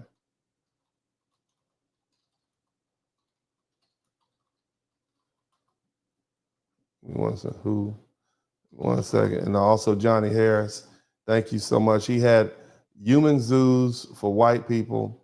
They had human zoos for white people. Oh, they probably did. That's probably where it started. Barry Little, never forget, there's not a plug penny's worth of difference between liberals and conservatives when it comes to black people. Neither is on the side of the angels, just us. You're right about that, man. We got to be on our side. Thank you, Liliana. I appreciate you for a super chat, super sticker. And also Quantum Solace again says, we know the type of black men them folk love to parade and showcase around the television to make them comfortable. These are the dudes that has no facial hair, no beard, no mustache, face by looking like a bald turkey on TV. Yeah, man, harmless. That's basically what you're saying, harmless. Thank you, Earth Angel 1105 Remix. Uncle D, love your truth, telling the wisdom. I shall keep doing it. Thank you so much. And Jay Connix, just like that black mom that shamed her son during the Baltimore riots, calling her America's mom. Right, exactly. Shout out to We Other People for the $4.99 super sticker now. Again, so thank you, everybody. We got 20 super stickers. Shout out to all the folks who gave up the supers, man. I appreciate you guys. Good looking out, man. You guys are the real MVPs. Now, just so we can put it in context, I want you to hear this little brother speak again, okay? And we love him, and we appreciate him, and we thank him for his strength, and we're inspired by his strength. But it's our obligation also to point out what we see, okay? So let's listen to him speak. Mom bathed me and my brothers all together, and out of nowhere I locked up, and then my dad was calling my name, and I started going to the slow thing, and he said, stop playing with me. And I then I started to act, I ain't gonna lie, I started to act slow, and then as soon as he said that, we was speeding all the way, running lights, going to the hospital. And then next thing you know, I was seizing on the table. They said, nah, we gonna have to go in his brain tonight. Ever since then, I had 13 brain surgeries, and that's how many times my personality has changed. And that's something that you don't hear from a terminally ill child. They had 5 months to live. I'm gonna keep on going until my gas tank's running. And that's when God calls you home. You never know when God's gonna call you home. I wouldn't be here if it wasn't for my dad. I know he's pretty proud of me, and I'm pretty proud of him too. And I'd like to thank President Trump, because if it wasn't for him, I wouldn't be here today. Yeah. You go so viral, and you went viral last.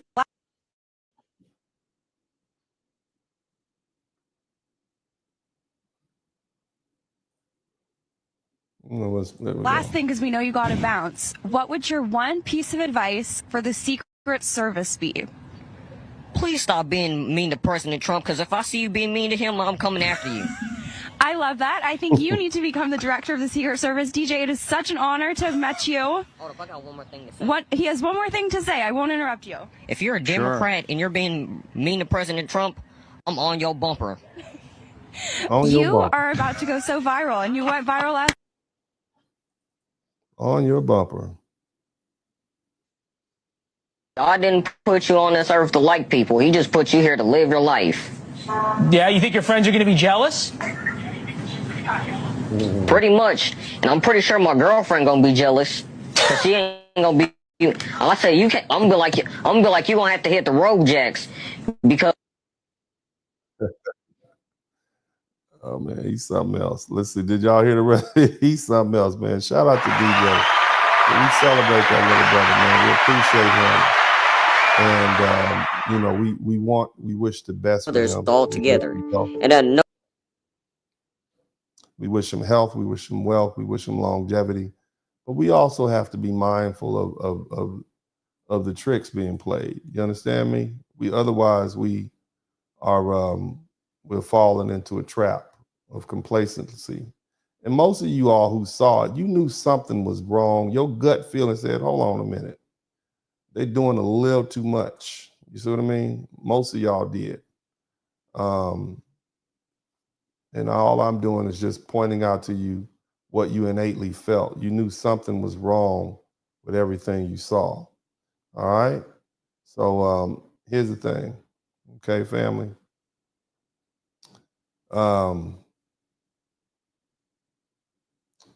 I guess, as a Black Trump supporter at this point, see, I'm not like the rest of those folks. I vote my interest. And at the point where my interests don't align with what's being said, then because I'm tied to my interests, I can point it out. See, some of these folks on the internet, they are so brainwashed, or they so on the bandwagon, right? They can't see straight, but that's not me, you see, because I maintain my free thinking ability, you see, and that's what I want you all to do. Somebody type vote your interest in the chat room. All right, somebody type vote your interest in the chat room. Okay, now let's go ahead and get down to the nitty gritty. Let's give you I want you guys to think about this. Like I said, as a Black Trump supporter, and I say that as a lifelong Democrat who voted for Trump for the past two election, I take pride on my values, my faith, and my family, and my hard work, and my patriotism. You see, that's why I always acknowledge the men and women who served in the military. That's why I tell you I appreciate the police, even though I do want police reform. We believe in law and order, but we reject false promises of the Democrat Party, which has done nothing for Black America in that regard. But we need to be clear. We're not blind. And it's our responsibility to call out what we see, even when it comes from the Republicans, who many of us may have just aligned with. Now, before I go any further, I want to give a big shout out to all the people who sat on the couch, where my couch sitters at, who said, I can't vote for either one of these sides at this particular time. Okay? Because they themselves call out the BS, and they call it out on both sides. But Uncle D is about that low tax life, okay? And nevertheless, unlike the sheep in the Democratic Party who vote blue no matter who, even if it goes against their interests, I wasn't trying to go, me and the folks on the couch We didn't want to just go along with the narrative.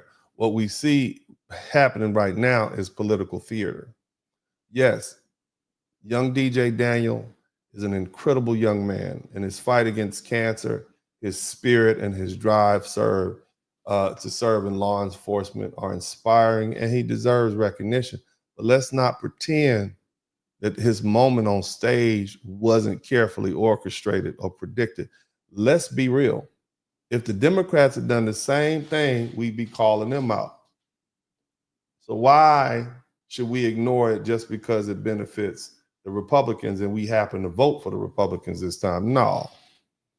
Black Americans have a long, difficult history with law enforcement, and it's not something that can be ignored, whether we talk about the 1960s movements where peaceful Black protesters were beaten and attacked by police dogs and sprayed with fire hoses, and there are demand for equal rights, and all the bloody Sundays from that happened, whether we're talking about the one in Alabama and the Edmund Pettus Bridge in Selma, or whether we're talking about the dirty cops who would typically use their badge to harass Black folk back then in the South. They got the KKK hoods on at night. Whether we're talking about the war on drugs in the 1980s and 90s with all these Democrat-led crime bills and mandatory minimum sentences, whether we talk about stop and frisk in the 2000s up in New York, where they routinely harassed Black men and searched and detained them, or these modern day killings by these crazy cops out here that don't have control of themselves or just overly emotional. Look, we support good police officers. We believe in law and order. We believe in justice. If anybody else in America believes in justice, be absolutely certain that Black folks believe in justice. Okay? Many of us rejected the lies of Black Lives Matter as an organization, even though we believe Black Lives Matter as a theme or mantra. You understand? We recognize them as being pro-crime and anti-family in their agenda. We recognize that, but we still believe that Black Lives Matter. But you can't pretend that Black Americans shouldn't have a reason to be skeptical about policing. And then here you are dressing DJ Daniels up in a police uniform and parading him around in front of America. And this wasn't the first one. The Texas Rangers did the same thing. He's been adopted in many police forces. There's photographs of him all over. It's just the White House got hold of him and say, hey, we can use that pawn. But nevertheless, this is a calculated move, and it forces Black Americans into a no-win situation. If we celebrate DJ Daniel, then we're accused of ignoring history and turning our backs on our community. If we call it out of him being used and we're labeled as heartless, anti-Trump, or even anti-Black or anti-law enforcement. But we see the game being played here. And we've seen it before. Whether we talk about Ali, Kaepernick, DJ Daniel is just another one. You see? They loved Ali until he spoke out against the Vietnam War. They loved Kaepernick until he spoke out against police reform. They hated Martin Luther King when he died. They dug him up when he was and put him back up and said he preached peace when we had these other modern day activists. Shout out to Black Sam. We got 21 super chats. That is outstanding. But they used King against, and then now they destroying him again. So what happens when this little boy grows up? DJ Daniels grows up and starts thinking for himself. So here's a real question. All right, what happens when he's no longer useful to these people who are using him? Are these same people going to stand by him when he starts thinking for himself, when he starts asking tough questions? Are they going to discard him like they've done so many other Black men like him? We already know the answer. The same people who cheer you now will be the first to turn on you when you step outside their carefully crafted narrative. Because the moment a Black person stops being useful, they stop being celebrated. Again, white supremacy is built on a weak foundation and is fragile. And it must be constantly reinforced with new lies and new distortions and new mascots. And when they could no longer justify slavery, they created Jim Crow. When Jim Crow collapsed, they created mass incarceration to keep black men behind bars. And when mass incarceration was exposed, they created tough on crime laws to continue the oppression. And when all else fails, they find a black face to validate their policies. And that's why they tell you the pyramids were built by aliens, not black Africans. The Civil War wasn't about slavery, it was about states' rights. And the American dream is open to everyone, even if history tells you otherwise. They keep remaking these fabrications and falsehoods. And when the one lie collapses, they replace it with 10 more. Look, as a black conservative, and I'm not talking about them extreme ones that's on the internet yelling, I am not one of them. I am your basic black Southern Baptist church attending Southern conservative. I want you to understand that. I'm your grandma's black conservative. You understand that? That's who I am, not these modern day people who just want to get, likes and whatnot. That ain't what I am. But nevertheless, us common sense black conservatives, that don't forget that we black, we are in a very unique position. Because see, we believe in law and order. We believe in strong families. We believe in the values that Trump is promoting right now. But that don't mean we ignore the facts. Because here's the truth. Black Americans are not political pawns. We're not props for photo ops, and we're not your doggone mascot for either one of these parties. Whether we talk about the welfare mom who's in need, that's always been propped up by the Democrat side, or the black conservatives dressed up in the police officer uniform. Yeah, we support Trump, we support law enforcement, and we support DJ Daniel, but we refuse to be used. See, this is about real policies, not political theater. If America truly wants to honor black lives, then it must dismantle the corrupt police unions that protect these bad cops, end policies that unfairly target black communities, and invest in real opportunities for black children, not just some doggone symbolic gestures. And we as black conservatives, common sense conservatives, not the extremists, not the far right weirdos screaming on the internet all the time, we must remain principled. We can't blindly follow one party or the other. We must hold all of our leaders accountable, even when we support them. We love our country. We built this country. We fought in every war that this country fought in. We fought, we died, we bled, and we support our president.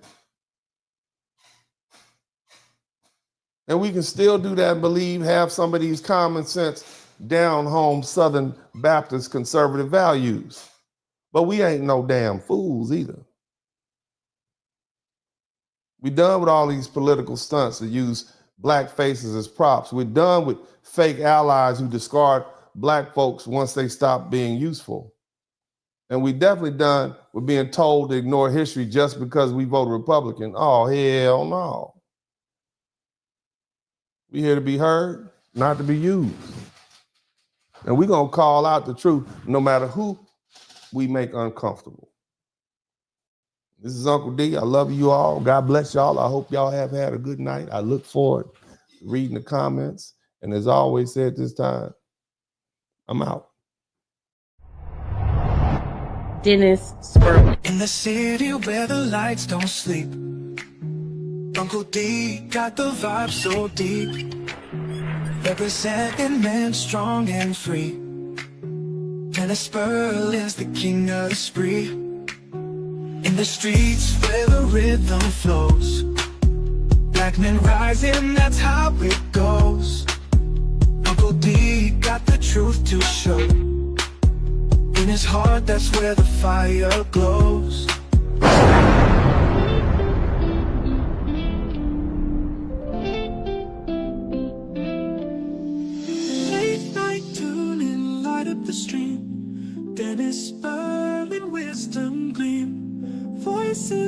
whisper truth and insight. In his podcast, feel the light. Harmony in every word. Truth and laughter you've heard. Well, that's alright. Wave after wave of smooth delight. Dennis brings the dark to light. That's the Elizabeth, baby! Share the tales unfold. Stories pour like morning gold. Feeling the wisdom gets something. Subscribing like time after time. Black men, black men, black men. I want to salute you. Your incarceration rate is down. The education rate is up. We up. We win from it. We are doing great for ourselves. So you should salute yourself. Shout out to all the brothers out there, whether you're a truck driver or an engineer, whether you're an electrician or garbage man, a doctor, a lawyer, if you a hard-working brother, if you fresh out the penitentiary, but you on your grind and you doing it legal and you trying to make amends for yourself, man, I salute you too, brothers. God bless you. This is Uncle D, and you know, I'm out.